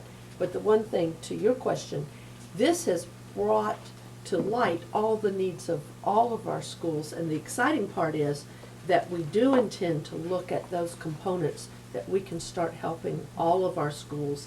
They won't be that UCF certified pilot, but I believe all of our schools that have so many needs will benefit because we can start partnering in smaller capacities with communities to help bring after-school services and some of the things without bringing the whole picture. And certainly it will benefit our kids because I know how much Gibbon Street needs. Let me add something too from the community aspect of things. Everyone that participated on our community initiative, our exploration phase and so forth, committed to the next process. Every one of them. They are bought into this. They're very supportive. They want to do their part, you know, for the community and education here in Polk County. They're raring to go. So, Ms. Sellers, to answer, I think after, I know we have another question, and after discussion today, the group wanted to know if the board had a consensus for the number one school that the committee had selected, so they can move forward into the phase two with the budgeting and all of that with the partners. So once we finish questions and everything, then we can get consensus. So I know I saw Mr. Harris and Mr. Wilson.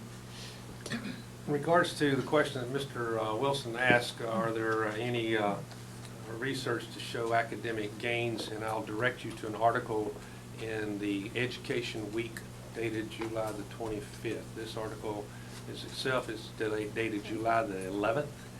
As schools tackle poverty, attendance goes up, but academic gains are tepid.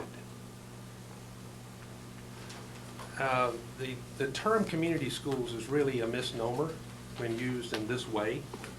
Community schools do not describe this. Community schools, as the previous District 1 board member and I have advocated for a long time, but which we will never get back to because of court decisions.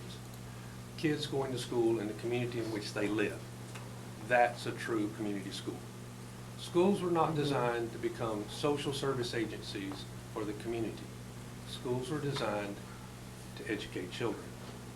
I direct you to a book by Jamie Vollmer, Schools Cannot Do It Alone.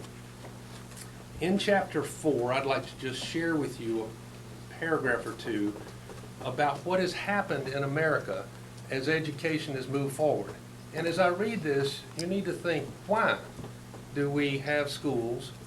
Why does government exist? It's to provide services, but is it to provide all services for all situations? Mr. Vollmer writes, my growing understanding of the students led me to consider how much we had added to the curriculum since the first schools were established. In order to keep track of the additions, I was forced to develop a decade-by-decade list of all the academic, social, and health responsibilities that have been heaped upon our schools. I call my work product the increasing burden on America's schools, but it has since become known across the country simply as Vollmer's List. I found that for a long time we added nothing since the Puritans established schools back in their day. But at the beginning of the 20th century, however, politicians, academics, members of the clergy, and business leaders saw public schools as a logical site for the assimilation of immigrants and the social engineering of the citizens and workers of the new industrial age. They began to expand the curriculum and assign additional duties, and that trend has accelerated ever since. In my humble opinion, that's what this program is doing. I'd like to share with you a list of those increasing burdens on America's schools over the last 400 years. I personally don't think we need to make our schools get closer and closer to a 24-hour community service agency. We already feed them breakfast, we already feed them lunch, and in some locations, Crystal Lake Elementary being one of them, dinner is even served on the grounds. The next logical step would be overnight stays. We don't need to add this. This is a parental responsibility. It's not the school's responsibility to continue to add more and more social services. We're here to educate kids, not provide all the things that parents don't provide. And you can see this list is rather extensive. Thank you. Mr. Harris, could I respond to that, please? Okay, I don't know the function here. Maybe I should send my talk call. Yes. And then we'll go, she can respond, then we're gonna go to Mr. Townsend, then Ms. Sellers, I believe, or something. I would just like to point out that the current occupant of District 1 has noticed something about the Crystal Lake enrollment zone. It has exactly 0 kids who go to conversion charters. If there has ever been a neighborhood school in Polk County, it is this school. You know, we can have abstract discussions all day long. In the end, our community is coming to us to try to serve every kid we have better. The Crystal Lake community has committed to us. I mean, look at these numbers. Gibbon Street has 550 kids in their zone that go to conversion charters. Crystal Lake has 0, none. And you know, I think it's the very model of what you say you want. And I'm inclined to work with my community to provide services for those kids that are the equal of any other. And I'm happy to have that philosophical debate any place, anytime, anywhere. Mr. Havers, I understand what you're saying, and I do think that teachers are being held responsible for doing things that parents in previous generations were responsible for, and I get that. But hungry kids aren't going to learn, and scared kids aren't going to learn, and so what can we do to help get those basic Maslow needs attended to so that kids can use their wonderful brains and participate? In the way of data, I did find the sheet in my little piece. Evans High School was considered a dropout factory and had multiple F school grades, and the graduation rate was 50%. That was 2010. Graduation rates moved from 64% in 2010-11 to 78% in 13-14. Students receiving industry certification increased from 18 students in 2009-10 to 595 in 2013-14. With child care, nursing assistants, Microsoft, culinary arts, they were career ready when they graduated. Student enrollment in AVID and IB programs designed for college prep increased from 393 students in 2009-10 to 786 students in 2013-14. School grade data composite for math, reading, writing, and science increased from 362 students in 2009-10 to 438 in 2013-14. And here's my kind of favorite, school disciplinary incidents. What causes our turnover as teachers that want to teach, getting frustrated with these issues, have dropped more than half, from 1,450 during the 2012-13 school year to 690 in the 14-15 school year. And they had dropped significantly more in the year that we were there, just in 2016. So I understand the sociology and the concern that you bring to the table, and I don't disagree with it, but the community school model of providing mental health, extra training for teachers that have opportunities to go on and get more training and degrees while serving their students. If you could walk onto that campus and see teachers calling the students sir and Mr. Borgia and whatever, the respect, the attitude, everything about it is exciting. I think you would change your mind if you would come on a tour with us. And I think too that everybody that's been involved with this exploration of the community school model would have to agree that our intent is to see young children, kids and families turn around and get out of poverty and be able to live the dream. And I can self-reflect on this personally, that if it had not been the mentality of a community school when I was growing up years ago, and I won't mention how long ago, I would have never graduated high school if it not been for the community, for that teacher that had the time to build a relationship and tell me what I needed to do. And I didn't grow up in an impoverished family. I didn't grow up in a lack of good parenting. It was just a fact that I didn't do my work. And by God, thank you to that teacher, because now I've got a PhD, a 2.11 GPA. And my whole intent behind this program when I first brought it in front of people, the community, was to make sure nobody, no student, slipped through the cracks like I almost did. Because there's kids in the community that can't go to a charter school, a magnet school, or whatever, that are left behind, that need the help to get out of poverty and to latch onto something for their future. Ms. Sellers, is that- Um, Ms. Rose? I look at when you say we pile more on the schools, it's happened, and most of that was on the backs of the teachers. They were supposed to provide this. This is truly getting the community to give us those supports. Yes, it's more services for the kids, but it's with the partnerships of the community. So the teachers are getting things taken off them. If they have children in their room that need mental health services, they're not the ones that are trying to provide it.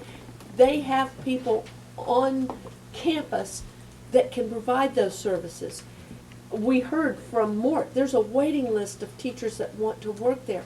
Teachers aren't afraid to work with poor, needy kids, but they are overwhelmed when these kids have so many needs and there's no way for them to meet those needs. There are teachers that are buying that food for their kids, sending food home. Here, yes, they're providing meals, but it's not the teachers or the staff. It is the community coming together. So while it looks like on the surface, oh my gosh, we've got to provide everything, what it is the community coming into the school providing those things so that it frees up the teachers to teach. And you can, by chance, through a friend in Brandon, got to meet one of these teachers that was so excited to work, and I didn't even know because it was pre me being involved, talking about the school and loving teaching there. And I know from being a teacher, if you change the lives of a needy child and you bring somebody who is failing, letting them see the success, that's what teaching is all about. But I also know you're overwhelmed in some of our schools because there's so many needs that aren't being met that the kids are overwhelmed, the teachers are overwhelmed, and this is the exact opposite of what the legislative body does. It piles on more mandates. The mandates aren't on the teachers. All of these services are coming into the school to partner with the teachers. And actually, you'll find the teachers are freed up to teach. So I know it can look like that unless you've gotten down, but I can't thank our community enough. The partners that are coming together and have worked since November to put this together. It's a phenomenal. And these children, we're not going to change what's been happening over the past decades unless we start seeing that the children get their needs met. If they're hungry, sick, need social or mental health services, no matter how much tutoring we do or how hard we teach, we're not going to change it unless those needs get met. And once again, this is a chance for those needs to be met and it not be the teacher's responsibility to meet them. So that's how it makes it different from all of the things that have been added on the school with no help. It's just, everything else has just been added to the school and the school has to figure out how to provide it. These are partners, and I've seen them. I've been at the table. They're excited, and you get, while it's $300,000 that it may cost us, you get at Evans it was $3 million worth of services, and I don't know if that was over several years, but the return on investment is way over because but they're all provided by the community. It's not the school system's responsibility to come up with those payments. Well, the 300,000 was actually part of the community input, the Yeah. funding, and also they had projected, because of the outcomes that had taken place at Evans, they had projected $47 million in taxpayer savings throughout the years because of increased graduation rates and so forth, and kids being able to get jobs because of the extra certifications they were getting in that particular school. Ms. Rose? Hazel basically took everything I was I'm going sorry. to say, but no, just looking at this list, I graduated in 2011, so everything except for personal financial literacy is something that I got to learn in our classrooms, and it's the teachers that do that. It's every high school teacher is also a therapist. They're also feeding the kids. I know we had several that they had a lunchroom in their classroom because that was what kids ate. So I think that it's important to remember that these are the partnerships, that it's the community coming in and providing these services and taking that away from the teachers, which is incredible. So thank you guys for all your work. I also did want to ask, and I think Kay mentioned it earlier, is there a plan for the other schools as far as, you know, our goal is in 3 years to roll out the second school or anything like that? Or could we get some sort of, this isn't the stopping point of we're going to do this one school and it's going to be, we hope it works, but just kind of what the target goal is, at least for when we want to roll Well, other I schools don't want to out. speak on behalf of the district, but Yes. from a process standpoint, it could take us 3 to 5 years to have measurable success at Crystal Lake. This isn't a light switch, you're not a community school today. However, the best practices that we glean, certainly in the early years, can then be scaled affordably without additions to staff, because there are some things that are reasonable best practices that we could definitely share with other schools. Mr. Wilson? If you're looking for consensus to move forward with this program, I'm on board with that. I think that we're always looking for our community partners to step forward. In this case, 2 of our most dedicated and significant community partners in Hope Vision and United Way have stepped forward to take the lead on this. So I think it's something that we should move forward with. Okay. And before I get consensus, I'd just like to say, you know, we often hear cliche, it takes a village. The community is coming together as a village for our students. Our teachers come to work every day and they work hard. So provide wraparound services for our children so that they can excel even greater. You know, I fully support and I'm excited about this opportunity for our children and for our teachers, because it's going to allow them to move forward in the classrooms. Is there a consensus that we move forward with the first school selection, which is Crystal Lake Elementary? We have a show of hands for the consensus, one nay. Okay. Just one more straw and the camel's back. Okay. Thank you.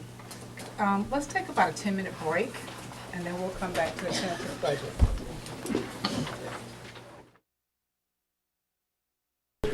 For the sake of time, item 7, the equity report, we're going to move that to our next work session, which is August the 7th, so that we make sure we have more time for that report.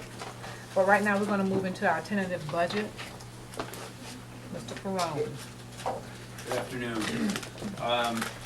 So when we last met on last week, we did not have the final numbers from the state. As I said, it was kind of a unique situation in the timing. We did receive those, and I believe I told the board that the millage would go down or stay the same. And in the end, it actually went up. But again, it was because of a unique situation. The normal required local effort and the discretionary did in fact go down, but there was a prior period adjustment that happens every once in a while that increased, and so the net was a slight increase in millage. And that's okay if it goes up if we haven't advertised. So we got that into the advertising. At that point is where it got even a little more unique. I received a text from Mr. Pitts on Saturday morning, and he said, I think the ad is run incorrectly in the newspaper. So I said, ooh. And then we talked about it. It was just in 2 different sections or different pages, and it requires that the ads be adjacent. So I immediately asked, did you have something in writing that we gave direction to the paper? And he said yes. So that covered us. That was run again this morning correctly. The paper realized that. They called, or Jason called them, or they called them. So they said that was their error and they reran it. So we're good, but in my 14 years of doing this, I've never had any of these things all come at one time. So anyway, we're fine with that in the ad, and we're still online for the trim. Either via electronically or mail, you received the tentative budget that we could not hand out last Tuesday. So I just wanted to kind of go over a few things on that, and then we'll open it up. So the first page is the what we get from the state, the FEFP calculation. And I simply wanted to point out that in the bottom right-hand corner, the bold numbers from the second calculation for the original budget of 16-17 to the current second calculation for our new budget, we're receiving $13.7 million additional dollars in all those different categories. There's a lot of numbers there, I just wanted to call that out. On the next page, I just want to go through, again, touch on a couple of things. If you look in the first column, in about a third of the way down, the first line under appropriations is the school personnel allocations, and the number is $466 million. And the next line for the current year is $480 million. And while that looks like a $14 million increase in personnel, if you go down to the bottom of the page where we do the fund balance calculation, if you go back to the first column, the very last line, we had a projected fund balance of 5.10. That was because we budgeted the fund balance last year at that time, and we increased the projected, or the fund balance in the beginning of the year, and we ended up seeing that go through.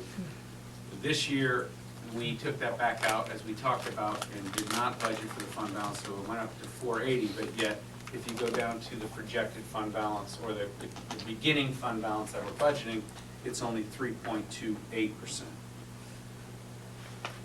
What we normally realize is roughly 2% of the fund balance, or through lap salary, 2% comes back into fund balance, so we're projecting again that we will be over 5, it'll be close, but I just wanted to call attention to why those numbers are, or just remind everybody, because we've talked about that at each and every budget meeting.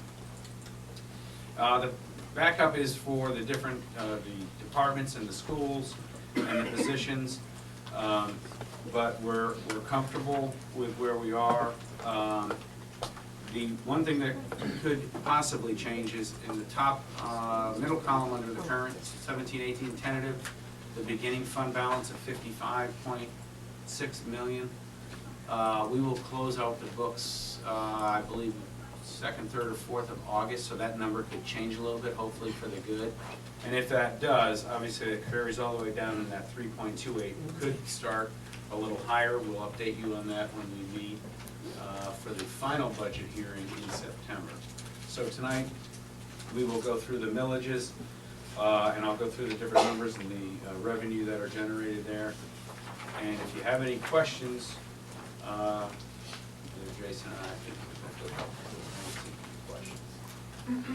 So one point guys about the 3.28 versus 5.1. The way these are sitting next to one another, they essentially reflect the same condition, right? I mean, they're just different ways of accounting for it. Yes, sir. Yeah.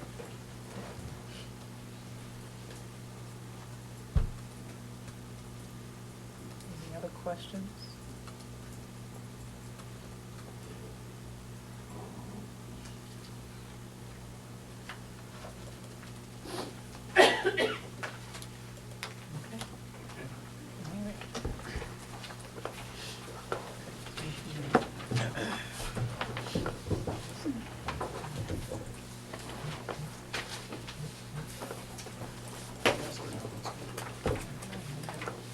We shave some time off the deficit.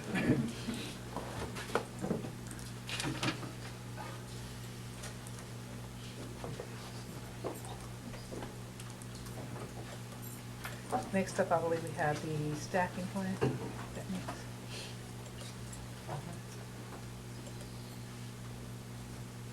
Afternoon.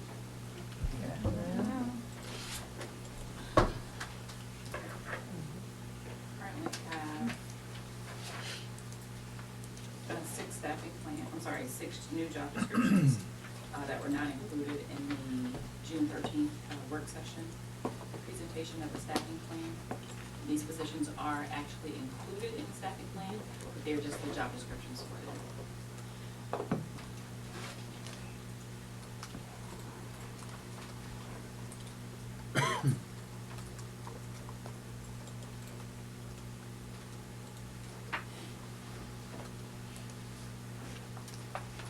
Any questions on those?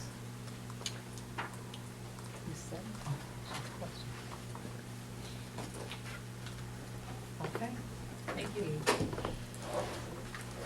We've already covered the charter. We have policy updates with Wendy.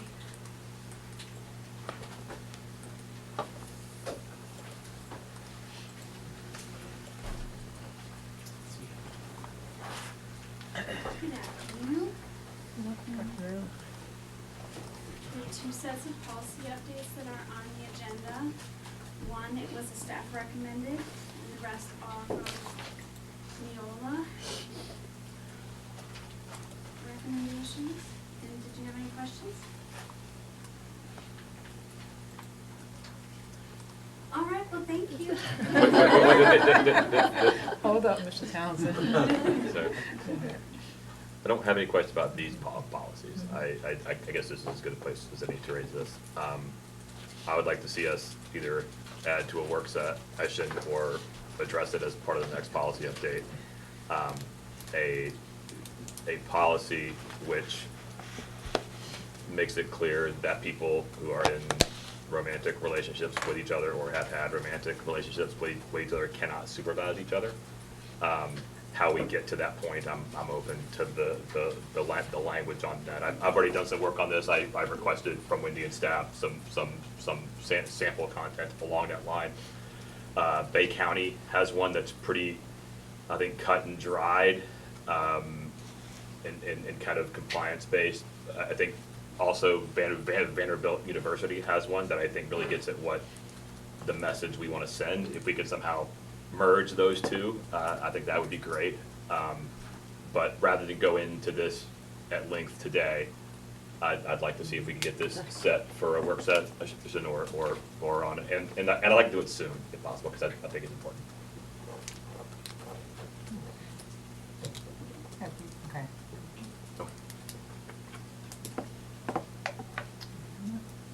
Thank you. Thank you.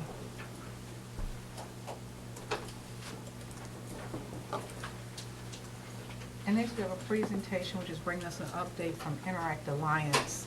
Their partnership with the district, that's going to be led by Jeanette Crowley. It's coming forward with Angie.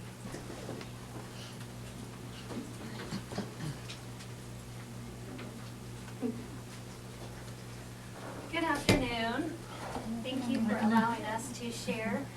We're going to be real brief, but this is Angie Ellison. She's with Interact Alliance. She's been working with the district for 16 years in her position, and Interact Alliance has been working with the district way farther than longer than that. We have some packets of information that I'm going to go ahead and pass out to you. However, Angie's going to go over a brief presentation and hit the highlights on the work that they've done with the school district. Good afternoon. Thank you so much for allowing me to be here. It started out with just asking for a meeting with Superintendent Byrd, and she was gracious enough to invite me here. Mostly, I wanted to say that we're not your grandmother's drug prevention. A lot of you remember things like frying eggs and just say no, and that is really not what drug prevention education does anymore. We have evidence-based prevention that is in-depth. It's been approved by the National Registry and is on the National Registry of Evidence-Based Prevention Practices, so that everything that we offer to the school system and to the children of Polk Highlands and Hardee County are cutting edge and approved by the feds as far as Health and Human Services. So first of all, I wanted to make sure that you knew that. Because we're an over 30-year-old agency, a lot of times folks kind of piece us together when their child was with us or when they were involved in a Just Say No march or things like that. So I just wanted to quickly say that we bring the most cutting edge prevention education to the students of Polk, Highlands, and Hardee County that we can, and that everything is free to the circuit. We're either funded through United Way, so we're really excited about what we just heard. We want to be part of the village that assists, and we are also funded through the state of Florida Department of Children and Family Substance Abuse and Mental Health Division. Long words, just to let you know that none of the money that we ask for comes out of your budget. We do have one partnership in your Mindful Schools grant that we were written into, so we are doing a little bit of services through one contract with the school system, but most everything else comes either through those funders that I named or from fundraising that we do during the year to fund our nonprofit. So quickly, what we want to make sure that you also know is that addiction is a developmental disease. It's not, something that is something that should have shame attached to it, but it is 100% preventable. So if you look at this slide, and I apologize that it's 2003, but it's the best visual I've ever seen to show you the age range where most addiction begins. And you can see that that's between the ages of 11 and 26. So your students in the school system are those ages where education is just absolutely critical and pivotal to preventing addiction down the road. That's why we do what we do. And you can see that the three things that are measured are tobacco, marijuana, and alcohol. Those are known as the gateway drugs, for those of you who maybe don't know that. And those are what we focus on, but it doesn't mean that we don't serve any other questions as a resource for folks in the community. And here are the programs. We have 4 strategies that we use that, again, it's now being looked at. I know all of you educators know that the pendulum swings. One year it's a certain kind of math, and the next year it's another. The same thing has happened with prevention over the years, but now, finally, some folks have realized that it's a combination of things put together that really work best for our kids. So the 4 core strategies that we use are awareness raising, community-based prevention, where we're talking to the adults who influence our children, and coalition building. So we have an adult coalition I've given you a brochure on, as well as a youth coalition known as Youth Impact. And I can talk a little bit about that in a moment, but I want to finish everything on the list. And then our evidence-based or science-based prevention programs that we provide in the schools, PACS, which is a behavior modification program we're offering in charter schools at this point, not in the regular school system schools, but it's certainly something that we're open to. Too Good for Drugs, Too Good for Drugs and Violence, which are both Mendez Foundation, which is out of Tampa, has evaluated and brought those to us. We're currently in 5th and 9th grades with those. Keep a Clear Mind in 4th grade, and Project Alert in 6th and 7th. We also added level 2 prevention at the behest of the school system partners that we work with. Audrey Kelly Fritz and Kathy Bowick and Jim Maxwell are fabulous partners to us, and we enjoy our partnership every day, where we try to work together to figure out ways to help our kids. But we've just begun a level 2 in the last 2 years, where those are students who have more of an indication that there are issues with substance abuse or other risky behaviors. And we have gotten kind of a flood of funding for those. So we're happy to do those, but we're working diligently to work with alternative type schools or schools within schools to make sure that we utilize all of those dollars that are allocated towards Polk County. So that's certainly an area that we could use your help in. And again, there's a note there that all of these services are on the National Registry of Evidence-Based Prevention Practices. Everything that we do is cutting edge and proven to be effective. We don't sit around the kitchen table and decide what we're gonna do and think, oh, this will work, let's do this. Also, everything is pre and post tested, and I gave you our full presentation in your packets that will show you all kinds of outcomes that we're very proud of on on average, we're getting anywhere from a 20 to a 45% increase in knowledge from pre to post in school after school where we are. I've also given you a list of the schools that we're in. I'm sure all of you in your different districts are curious about which of your schools we serve, and so we're glad to do that, to provide those to you and let you know that if there is a school where we could be helpful, we would love to hear from you and work from your principals in those schools. And we'll fit in as many as we can. And I want to leave you with good news.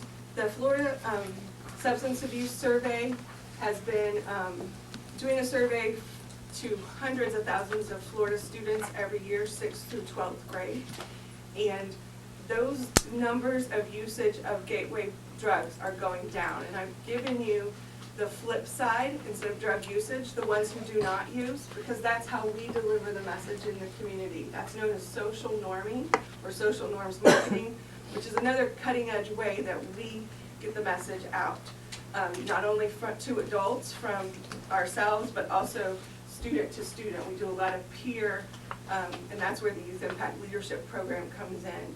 A lot of peer messaging that is also being very effective. We're testing ninth graders on that in several schools, and we're getting about a 30% change in perception from pre to post when we do those campaigns.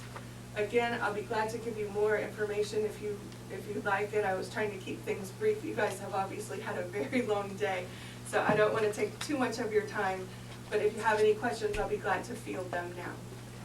Questions? Mr. Townsend? Bear with me here, this is gonna be a little annoying, I think, I'm sorry. That's okay. Ultimately, you measure the outcomes of how many kids are using drugs based on what they tell you, right? Yes, sir. It's a survey, right? That's survey, yes. And so ultimately, those results are subject to the norms of whatever the honesty and so sociology is. So it's very, very, very difficult to determine scientifically what the actual rate of usage is. It's very difficult to say with certainty what's happening there. And I am completely supportive of what you do. I'm trying to raise a larger point, which gets back to the community school issue. There are lots of things that we do because there's virtue in doing them. The point of drug education, it's a very hard thing to measure. It's a very hard thing to measure the outcome of. We are trying to encourage kids to use their best judgment and avoid the temptations that are out there. But we don't have empirical evidence that it works. In any, there might be some debate about there, but it's based on what they say. Right. And so when we talk about academic outcomes, for instance, and I'm using you here, I'm sorry. So when we switch back to the question of academic outcomes, I bet if we asked kids if they learned anything, they would tell us, yeah, I'll learn something. There is no standardized test for drug use. We do it based on some kind of trust that this is a good thing to be doing. We ask the kids if they're responding to it, and we go on from there. It's interesting to me that we don't apply that same standard for academic things. That's only a point I wanted to make. Thank you for what you do, and I will be quiet now. Well, if I may, I just want to make sure you have thought through that, and that is that there are statisticians that create that survey. So there's questions in there that trip up folks who are maybe not being honest. There's a huge portion of that information that is thrown out. And it's been data from 2000. So year after year after year, different students can't lie in the same way. So if you look at year to year, you're getting very strong data. Right. And then the school system here in Polk County does a survey themselves, and we compare those two surveys, and they're very similar. So again, statistically we know, and we use evaluators, not mom and pop around the table, but we use evaluators to look at that data, and we know that it's strong data. So just so you know, every kid says the same thing you just said, and our kids are trained to explain how the data can be valuable. Yeah, I'm not saying it's not. But I'm saying it's a different mindset than our approach to academic. I understand. Thank you. Ms. Sellers? I'll say, when you're dealing in prevention, and I've been involved with Interact Alliance for at least 10 years, and I am so impressed with the work of the staff and Angie. But United Way funds this, and they want to see outcomes. And so it was very difficult to show prevention outcomes. But what the school district has done, the program isn't in all schools. So for every middle school that was in the program, the district actually tried to find a comparative school, demographics and all, and it's been impressive. What they're showing is the number of drug incidences at the schools that the programs are in versus their demographic similar school that the program's not in. And it was scary the first year to see, is it really? But year after year, it's been impressive that there's been less drug incidences in the schools that have this program. I'm for the program. No, I know, but I do want you to know that it's. Thank you, Hazel, for pointing that out. We use a lot of other data, in addition, Mrs. Sellers, that was rude. Oh, no. We use a lot of other data to make sure that we're doing the best that we can with every dollar that comes to us for every child that we serve. And that is one way that United Way demanded more than the survey and more than the pre and post test knowledge. And that was the comparison study that we did with middle school several years ago, where we had a comparison middle school to each school we serve. And we did 25 to 40% better, had less incidents of, there's 3 incidents that we measured, and that was alcohol, drugs, and drug sales. So we're really proud and feel very strong about our data, so I hope that all of you would feel the same. Any other questions? Again, thank you so much for being such strong partners, and if you see something in that packet that you want in a school in your district, or there's some principals in the room that would like to have us, we would love to be there. We, again, stretch every dollar that we get as far as we can, and serve as many schools as we possibly can. Thank you. Thank you. The next we have information items 12 through 19. Are there any questions on any of those items?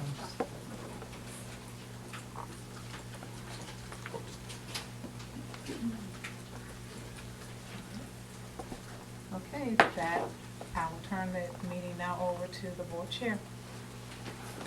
Thank you, Ms. Jackie, and we're gonna go back to the beginning of the agenda.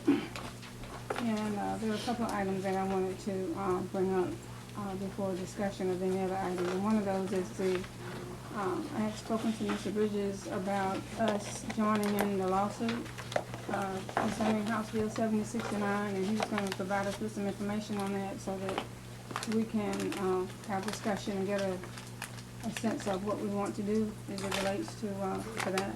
Yes, ma'am, and thank you for the opportunity. I have earlier forwarded to you some materials from other districts that had been entertaining the idea of filing a legal action to attack the constitutionality of House Bill 7069. This is a larger discussion between and among many school districts. I think that at this point, Broward County, St. Lucie County, Pinellas County, a couple of others have indicated their intent to join. I've participated in conference calls with other school board attorneys on this. What is transpiring is that some of the large South Florida counties are interviewing law firms and have asked for analysis of the bill and its constitutionality and whether it is subject to attack. And the consensus is that it is subject to attack on several fronts. There are political considerations as well as legal ones to bear in mind. I think I forwarded to you copies of the comments of the current Speaker of the House when he was advised that Broward County had had a public conversation. I have had continuing discussions with other school board attorneys and with the general counsel for FADS and some other people who are bright people with a specific eye toward anticipating what could be the splashback of participating in these things, and the consensus is that, you know, you'll recall Professor Tolkien once said, it does not do to leave a live dragon out of your calculations if he lives near you. And it does not do to underestimate, you know, what might happen if one offends the current Speaker of the House or President of the Senate or the Governor of the state of Florida. People at the Florida Department of Education. Those will be things to think about, but nonetheless, there are several points that have been raised regarding House Bill 7069 that I think make it subject to attack. The first one is technical, and it's going to need to be raised, if at all, very quickly, and that is, it appears to violate the single subject rule. You will all recall that in Florida, bills are required to address a single subject and have a simple title. And this one has a simple title, but the bill is 274 pages long, and it amends, I believe, 69 different statutes. I would strongly suspect that this is subject to challenge. Now, the drawback to that is that if it is challenged on that basis successfully, then the entire bill fails, and there might be things in there that you actually like and would not want to lose. We understand that there's, at some point, this will go back into session, and some of the pushback on the districts was leave it alone and let the House and the Senate go back and fix things, and they may do some of that. It may hasten that process if they're doing it because of the filing of a lawsuit. There is House Bill 7069 would result, as Melissa Brady spoke with you earlier about, in standard charter contracts. Typically, they teach you in law school that a contract involves a meeting of the minds between two parties, and you agree on the terms of the contract. If the state mandates a contract that removes any bargaining power the district may have, and it makes the idea of a meeting of the minds a joke. So there is, it appears to abridge the authority of the local school district to the contracting authority of the local school district. The Constitution says that the school board, local district school boards, have the authority to operate, control, and supervise all schools. That would seem to erode that. The Schools of Hope provision, of which my friend Mr. Townsend is so fond, appears to circumvent the direct involvement of the school board in charter school contracting and the approval process. These would be schools that don't apply. They simply advise local school districts that they're going to open and proceed to do so, or they're pre-approved by the State Board of Education. There has been raised a question about the constitutionality of charter schools as local educational agencies. We already have some of that in Polk County because there's a current statute that sets out circumstances under which particular charter schools may do that. This seems to erode that, and other districts are looking at the possibility of challenging on that basis. And one that is near and dear to my heart, it requires the sharing of discretionary capital millage with charter schools, which can be private entities, and the Constitution seems to say you can't do that. So we've got several large South Florida districts, some medium-sized districts. I spoke with the school board attorney and a board member from Alachua County. They're interested in joining. They are concerned. They recently had a turnaround school. They had worked with the state to put together a turnaround plan, and this may sound familiar. They showed up to present it to the state board and had it rejected. And so they're a little nervous about things, about what could happen if you sue the state and you've got currently a discretionary item before the state board. And I understand why they would do that, why they would be concerned about it. Once again, you should not underestimate the ire of people highly placed in the legislature and the executive branch. One other thing to bear in mind is that we have a Constitution Revision Commission coming up shortly, and the groupthink in Tallahassee amongst the educational folks seems to be that there will likely be focused efforts on, once again, degrading the authority of local school districts and shifting that authority to state-level organizations. And that, you know, is it going to be any better or any worse because a district joins the litigation? It is a political analysis for you to make. My evaluation of this is that House Bill 7069 has an assortment of constitutional weaknesses. It is subject to challenge.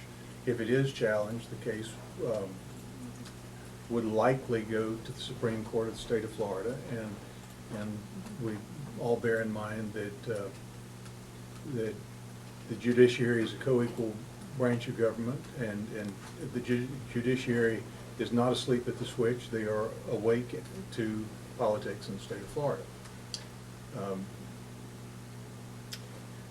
What I have suggested to the other districts that are looking for people who are interested in joining is that it would be helpful for us to see a draft of the complaint so that we know what we are looking at when we decide whether or not to join it. There are districts that have already made authorized financial contributions for the hiring of law firms to draft that complaint. If you do join this litigation, I think likely the way that would work is there would be some apportionment of costs to the district based on the student enrollment. In other words, if you have Miami-Dade and Broward and West Palm, if you've got Alachua, if you've got St. Lucie, if you've got Clay and Hamilton, they would each bear a different share of the cost based on their student population. But I have, in discussions with folks here in the district, it is my sense that there is interest in participating in this litigation. I think there are a lot of districts. Once again, we've got a few districts who have already authorized it, and a number of other districts that will be considering whether to join in August. And if you are interested in joining, I would be happy to prepare an item for you to that effect. Once again, it is my hope that before that time we would have a draft of the complaint so that you would be able to analyze it and determine whether or not it is something you wish to put your corporate name to as a party. And I'd be happy to take any questions and answer them to the best of my ability. Mr. Harris? We have a local state senator who has taken, I don't know if the word offense is right, but who's taking a position that says state tax dollars used to turn around and sue the state government to get a court to rule on the constitutionality of a law shall result in me filing legislation to slap your hand for doing so, and has done so with a trade association that is supported with tax dollars. It seems kind of contradictory to me to have a governmental entity say you are not allowed, if you're doing it with tax dollars, to find out if something we have passed meets constitutional muster. You got any comments in regards to whether there might be a pushback this way? I share your sentiment. Whether or not there would be pushback, anyone can say. I personally believe that that analysis is incorrect, and that there has to be, if there were not a mechanism for local government to challenge what has happened at the state level, then there is no check and balance, and it will stand forever without judicial review, because there's no one else who's going to have standing to bring that claim. So I disagree with the analysis. That will not stop somebody necessarily from. She's already done it from- once. I From just wonder filing if she'll do it the again. legislation and trying to do that. But it seems to me that the Constitution and laws of the state of Florida say that in local school districts, that it is the local district school board that has the authority to sue and be sued. And if you are not permitted to use your resources to bring that lawsuit, then that is an empty statute with no meaning. And the irony of this is the state of Florida turned around and sued the federal government to determine the same thing. Is a federal law constitutional or not? But yet says. We once upon a time had, many years ago, had a matter in litigation, and the plaintiff that had sued the school board repeatedly came to school board meetings and complained that the school board was expending public funds to defend the lawsuit that he filed. And that as former FBI Director Comey once said, that rings in my ear this way.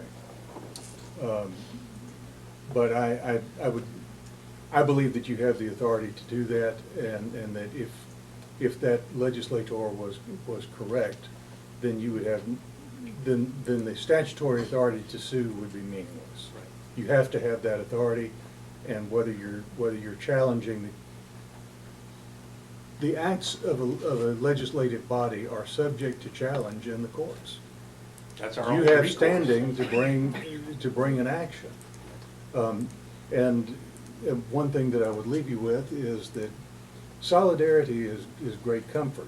And what I'm hearing in the conversation with other districts is we're interested in doing this, linking arms with other school districts. We don't want to do it alone because we understand that the political splashback could be vicious. But the more districts that join it, the more, first off, the more likely the courts are to perceive the politics of the matter in such a way is favorable to local school districts. But if there is broad consensus that this is unconstitutional and it is bad, my own comment for what it is worth, I think that this is a logical artifact of term limits.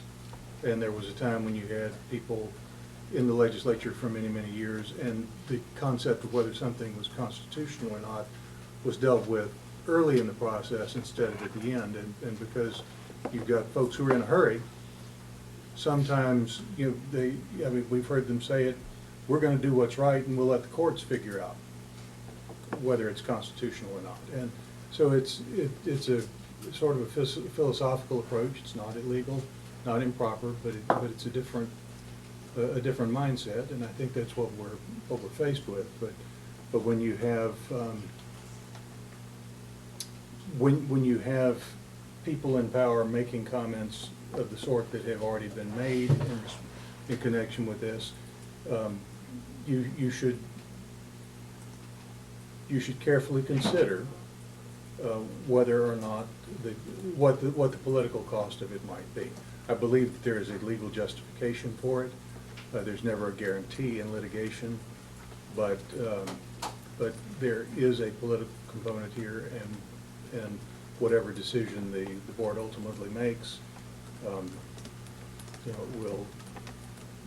will be made with that in mind, I think. So do you want Mr. Bridges to get a draft of the complaint? It is my hope that we'll have that before the next board meeting. What I would propose, I'll bring you an item in August for your consideration.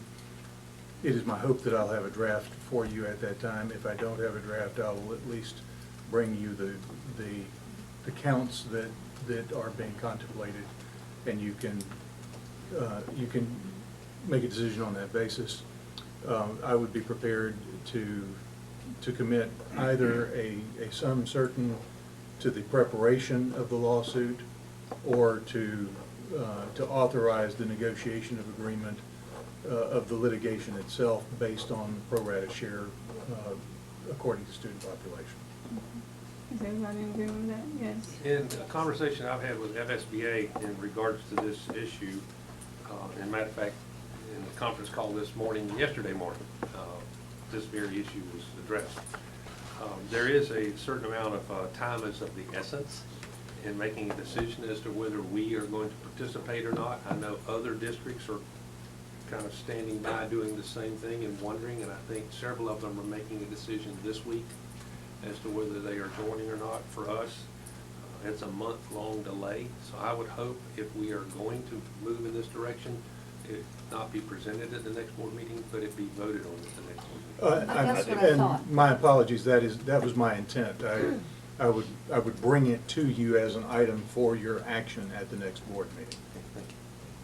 Yes. I mean, to that point, I think we ought, if it's possible, to do a sort of consensus statement of intent.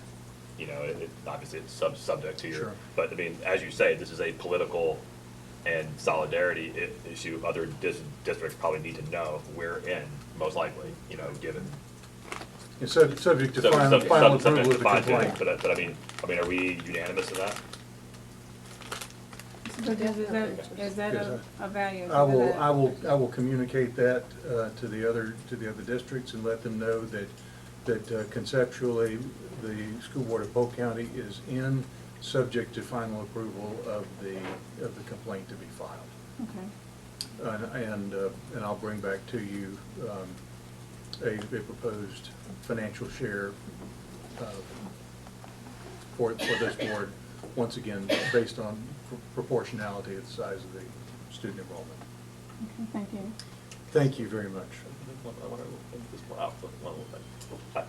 On the issue of retaliation, yeah, it's absolutely possible, but I'd rather be retaliated against than pre-taliated against, which is what they've been doing to us for years without any pushback. And I think tangling with 67 districts is very, very different than, you know, who they've tangled with in the past, and I look forward to pushing back.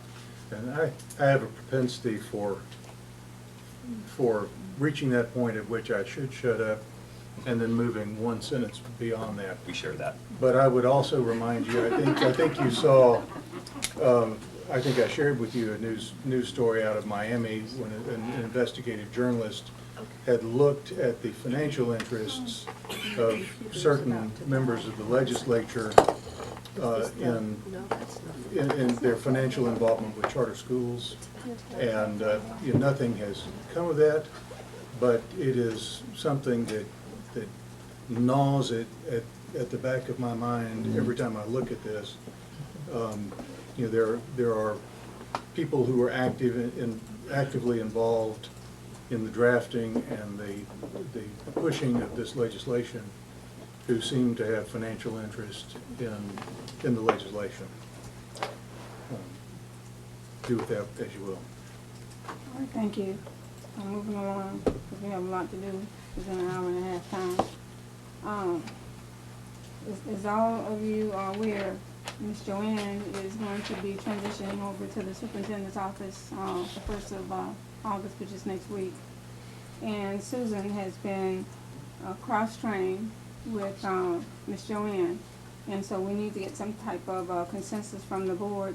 Are we wanting to let that transition occur? Are we wanting to advertise the position to get other candidates? You know what the consensus of the board is. Ms. Joanne has been working with Ms. Susan now for, what, a couple of months? A good 6 weeks. Okay, all right. And so she's learning, I think, quite well. But again, it's not a decision that I can make. It's a decision that needs to be the entire board. Yes, Ms. Wilson? I'm for the transition. I mean, Susan's been doing that job for quite a long time now, and I'm sure she's very familiar with that position. I'm for the transition.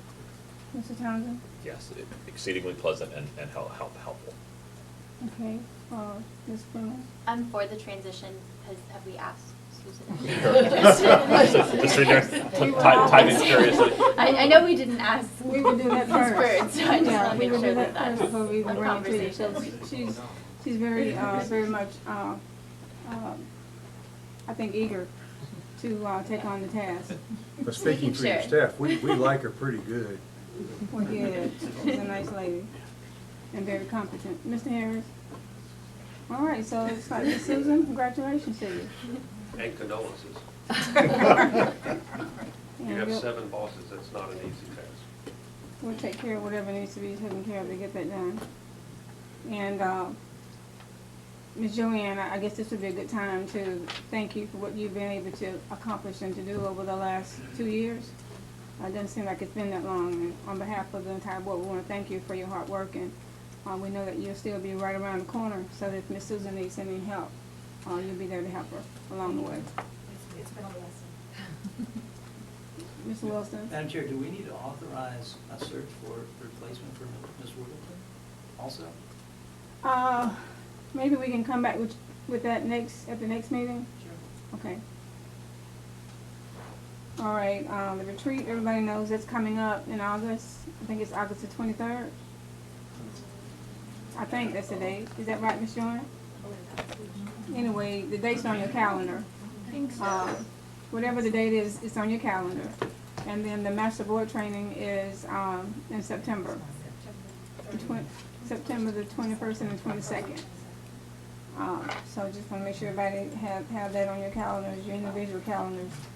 And then staff evaluations, everybody has gotten that, and you need to be working on it and getting that back within the next week. I believe the deadline we gave was the 8th of August, so that's right around the corner. And then I had wanted to see if Mr. Wilson might be able to give us an update on the sales tax initiative, because we really need to be moving that. And Mr. Wilson says that it's being moved, but everybody needs to know that it's being moved. So, Mr. Wilson? Sure. So, as you might recall, Mrs. Fields, when she appointed me to the Sales Tax Oversight Committee, also asked me to take the lead on the half-cent sales tax initiative. So, the first thing I did is I reached out to Hunt Berryman. You might recall that Mr. Berryman led that charge, the half-cent sales tax initiative in the early 2000s. And so we met and talked. He suggested that we meet with a consultant out of Tallahassee. His name is Bruce Barcelow, and his company. We did that. He had no charge to the district. He came down and brought one of his colleagues with him, and we met with myself and Mr. Berryman as a liaison, Mr. Barcelow, his colleague, Superintendent Berg, Mr. Small, and Mr. Davis. Generally had a question and answer session. And what came from that was his recommendation, Mr. Barcelow's recommendation for an updated survey, climate survey. You might recall we did that about 3 years ago. But he suggested that with all the changes in the district, it wouldn't be sufficient, and again suggested a new survey. He suggested there would be a couple things that would come out of that survey. Number one, it would give us a sense of where our community is as it relates to how they feel about how we've used how we've spent that half-cent sales tax over the years, and what their appetite might be to extend that beyond 2018. And then number two, he would provide kind of a blueprint as how to move forward with that. And he really offered a two-pronged approach. Number one would be a public relations campaign conducted by the school district, by our public relations staff, basically educating the general public as to how those funds are being used, indicating that we have used them wisely and judiciously, that we have a sales tax committee, oversight committee in place, and they've reviewed all of those expenditures and things of that nature.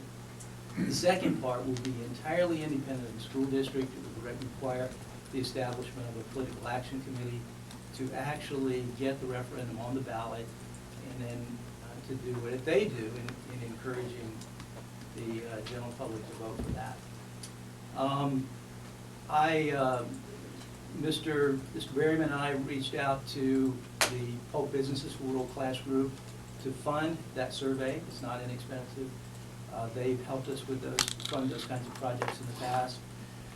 They invited me to the board meeting last week, and they held a non-binding vote, and it was unanimous to help with the funding for that. So they should be, I expect them to formalize that vote and to be in touch with the superintendent any day now, indicating they will fund that survey. Mr. Barcelo suggested that we not do anything until we get the results of that survey, because that survey will tell us exactly how to target our actions and give us a blueprint on how to move forward and do so most effectively. Mr. Berryman has purchased a home, I believe, in Virginia, and is going to be leaving us soon. So he has transferred all of those documents to a local attorney. All the documents he had related to the original initiative, he's transferred those to a local attorney who has agreed to set up a PAC. There's a very loose coalition of individuals who have agreed to serve on that, and so I've kind of been serving as a liaison. And I think as soon as that survey is conducted, the idea is to put that PAC in place and to get started with the initiative. Now, Mr. Barcelo did say that it's too early to get started. It's important to get the process started. It's probably too early to really start that initiative yet, because there's a certain momentum you want to get going. You don't want to lose that momentum moving forward. So we, all the pieces are in place, and it's moving forward. I expect that we would, if we hear from the World Class Group soon, that we could have that climate survey by the end of, maybe even by the end of August. And that's my story, and I'm sticking to it. Anybody have any questions?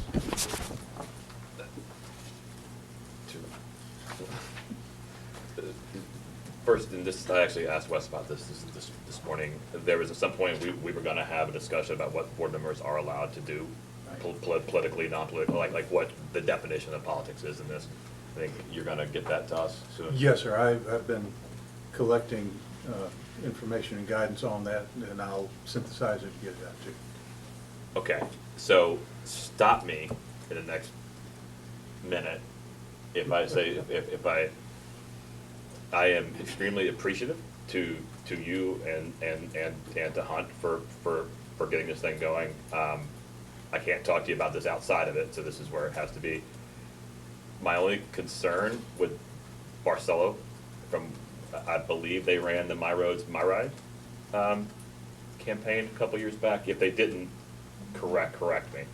But there was a decision made during that campaign to emphasize the penny as opposed to what the penny buys. I would urge us not to make that mistake. So stop me if I just did anything illegal. Too late, I guess. Prior restraint. I don't. If that was too far, I apologize. But that's just the one thing. Let's as we move ahead, the PR of this is the importance of what it does for us. Right. And Mr. Barcelo has emphasized that. Okay. I don't think they were involved with They weren't? Okay. They have been involved with several initiatives involving other school districts and other referendums over the years. They have really a demonstrated record of success. If I have slandered them, I apologize completely. One of the first things he says is, leaves talking to us, you have to emphasize the positive role. So we just need to make sure that before it's written in the paper that they're not the ones, so that they don't get slandered. So whoever's writing this, Ms. Madison, y'all make sure that they're not the company. If they are, then it's appropriate for it to be said. I withdraw any mention of them at all. I simply am focused on what gets emphasized in the campaign, in the public relations campaign. Thank you. And Mr. Wilson, on behalf of all of us, we thank you for your hard work. We know it's taken a lot of extra time and effort on your behalf, and whatever we can do to help move the process along, we just need to know. It's my pleasure. It's critically important to our school district. And, we've lost the PICO funding, we lost that stream of revenue predominantly because the state no longer taxes landlines. And so there's that source of, that revenue stream is gone. It's gone forever. replacing that somehow is going to be critical, and it seems to me this is the best way to do it. Thank you. All right, so those are all the items that I had, and so now I'll open up for anyone else that might have anything that you would like to discuss or report. All right. Madam I Chair. do. Yes. Mr. Harris? Yes, Yes. I have been thinking long and hard about this subject for the last couple of weeks and how to present it in a tactful and polite way. But I'm talking about professional courtesy among board members. And I believe it's very imperative that we all agree that we as individual board members are not here to solve people's problems, but rather to connect with the superintendent who assigns a staff member to deal with the issue. And then that person will communicate with the individual. I'll give you an example. And Kay, you were involved in this. I was contacted by a member of the public months ago about a concern that they had. It had involved a school in your district. It was not incumbent upon me to contact the superintendent and to reach out to address that issue. But I replied back to that person that it was a District 1 school and that you were the representative of that school and that they should contact you.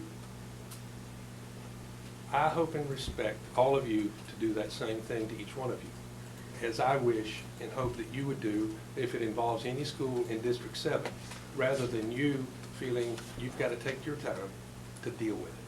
We've had recent incidents where that's occurred multiple times, and I take offense to that. When a person does an end around of the board member whose district that school sits in, out of professional courtesy, we need to do that to each other. And as you can tell, this is a subject that I have strong feelings about. And I have debated how to handle that in a professional manner so that we don't have a knockdown, drag out in public.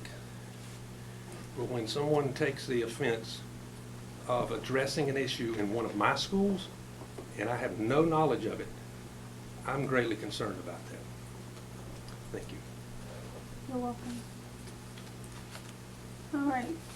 Mr. Bridges? Madam Chair, I just wanted to let you know that we have some matters currently in litigation, and I think it would be good to have an attorney-client session during the next work session. I'm required to announce that at a public meeting, which I will do tonight at our meeting, and we'll do the advertisement.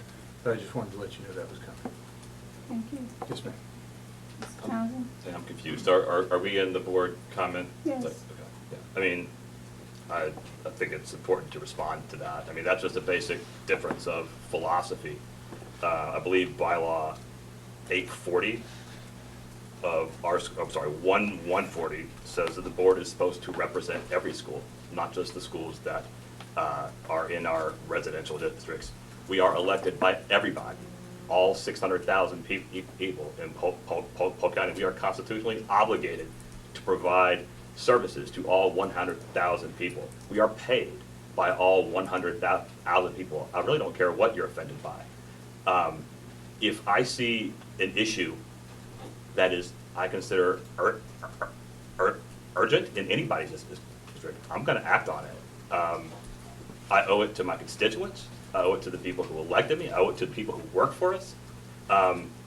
If you're not hearing about things at your schools, then you probably should address that. And ultimately, as I wrote, all schools are everybody's schools. And the ultimate resolution of that is political. And you're welcome to take that point of view to the voters in 18. I've already taken my point of view to voters. I was lucky enough to win, and I'm certainly not going to change in 2020 when I run again. I think the idea that we are siloed and that we're entitled to be entitled to some sort of special property over our schools is absurd, and it's damaging to having a system that runs as a functioning organism. And we've had a record in the last 18 months here of things not getting addressed. I'm here to address things. I will address things, period. I'm sorry you don't feel a professional courtesy to at least notify the person that is dealing with that school.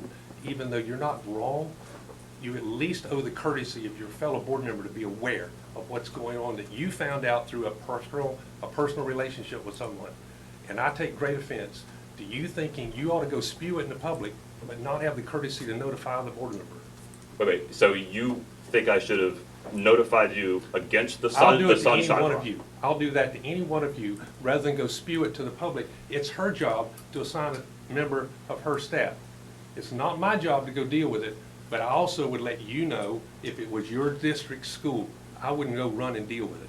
It's your job to be aware of what's happening in your school. That's all I'm asking. There is no such thing as my school or your school. They are all our schools. Professional The courtesy. fact that you don't understand that is I problematic. certainly and is a big understand problem. that. I'm just asking for professional Okay, courtesy. okay.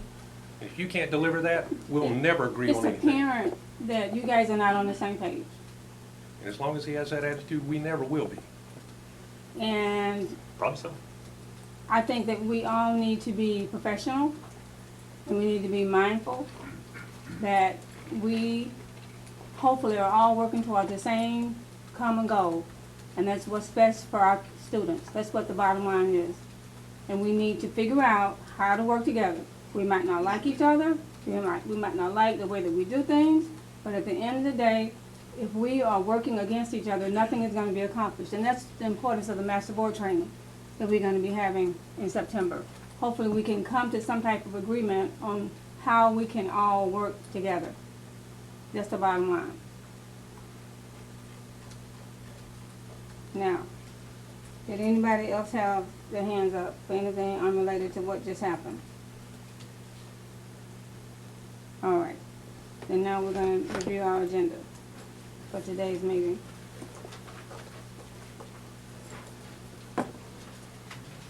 All right, we have some revisions, and we have the Kids Tag Art recognition.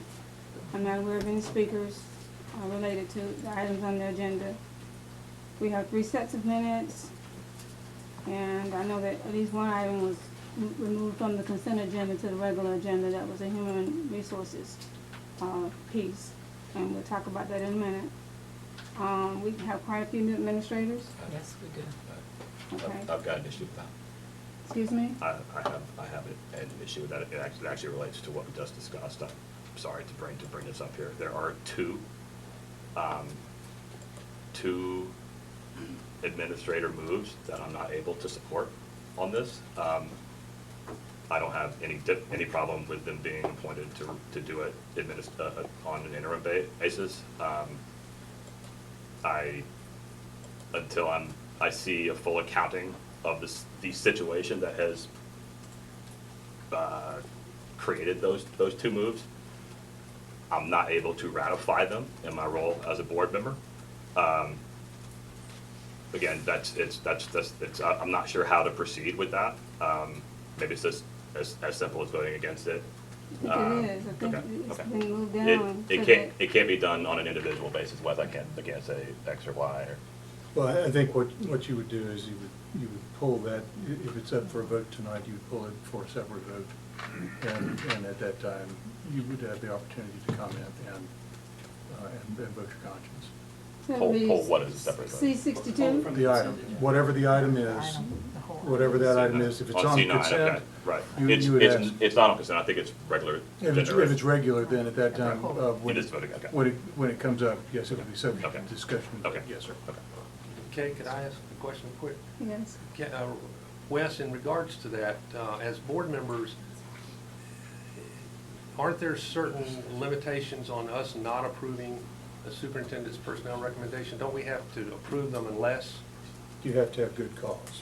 And good cause is a legal term that has 6 specific things in it, does it not? Well, typically, it has to do with the qualifications of the person who is suggested. I don't know that there would be anything to stop a board member from voting their conscience with the understanding were the action to go the other way, that the superintendent would have a right to challenge. But we have just cause is our only Yes, recourse. just cause. And that's is a legal the- term with specific definition. In this context, it's not the same as just cause for termination, which is the deadly sins that are enumerated. Just cause, typically in the hiring, it generally means either I do not believe the individual is qualified, or I do not believe the individual is fit. Those are generally the bases for that. And it's not C9, it's the human resources piece, which is, It shows up on mine as C9, I don't. Yeah, it's C62. But if a board member has indicated a wish for discussion and a separate vote, then we could take it off the consent agenda and put it on the regular agenda for that purpose. Yeah, I would like to move it off of the consent agenda, if that's the case. I was misread it, it's sometimes hard to read this. So, Ms. June, are you gonna move C62 to regular, please? Yes, ma'am, but you're gonna. But it's the new administrator announcements. That's Yeah, what but I was the saying, action but is action's taken, lower. is taken on Okay. C62, not the announcement. Okay.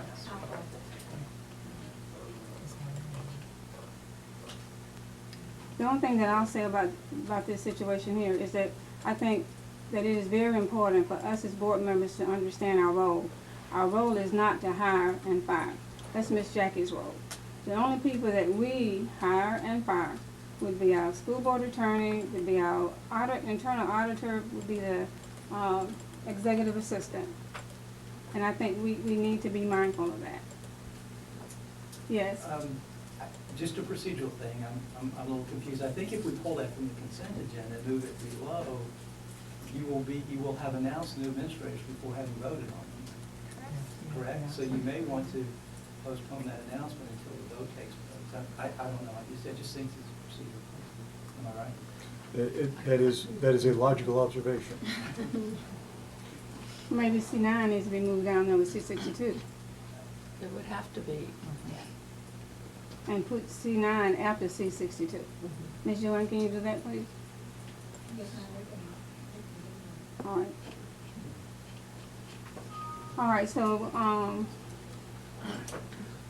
the consent agenda, items C10 through C13. Yes, ma'am. It's just curiosity on C10, because we're accepting a non-cash donation, but it said we received it in 1990? And then we're giving that to someone. Oh, we're giving it to someone. Okay. That makes sense then. Okay, you want Supervisor? Yes. Okay. All right, C14 through C20, Mr. Wilson? Madam Chair, could we pull item C14, please, the dual enrollment agreement with Polk State, due to my relationship with Polk State, and vote on that separately? Yes, sir. C14. Ms. Klein, can you help me with my paperwork, or maybe Ms. Wilson? All right, C21 through C58, donations. C59, C60, C61, C63 through 64, C65, 66, C67 to C68. Going down to the regular agenda, and once Ms. Joanne moves those items, it's gonna be a little bit different. I already know that C9 and C62 is gonna be there, and then the dual enrollment will be there as well.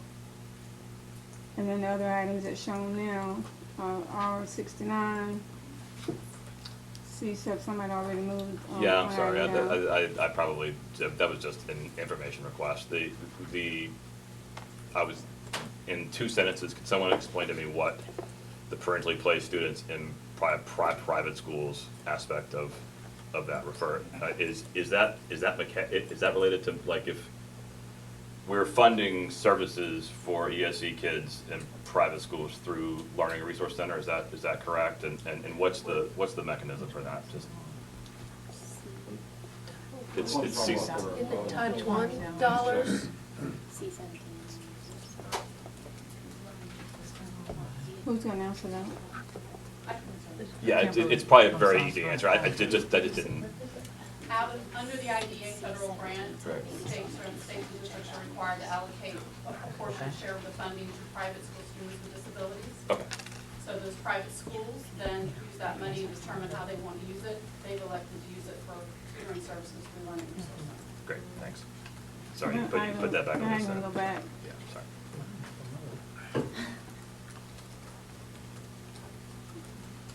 R 70 to 71. R 72.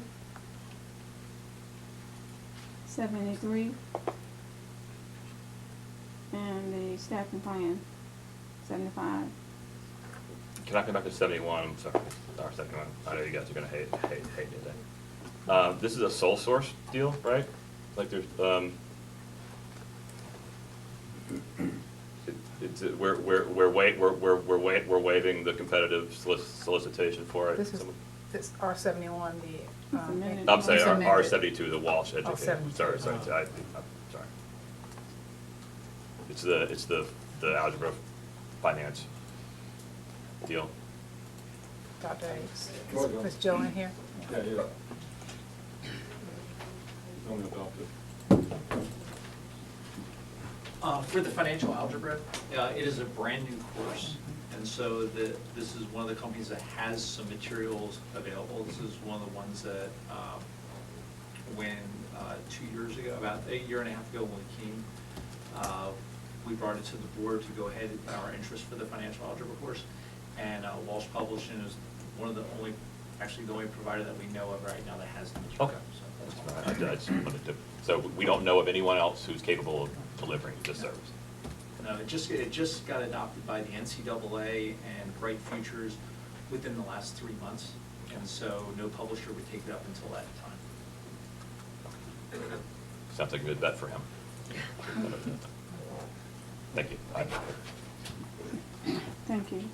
And then we have a public hearing. We have quite a few items here. Student progressive plan, student code of conduct, and the tentative budget. And then once we're done with that, we have the superintendent's report and Mr. Bridges, if you have anything. And then we have something from Carol, Audit and Finance Committee nomination. And then we'll go through the board members' report. By that time, everybody's gonna be so tired, you're gonna be ready to go home. Nobody's gonna have a report. And then speakers, if anybody would like to have comments at that time. All right, so I think we're done. Okay. All right, thank you.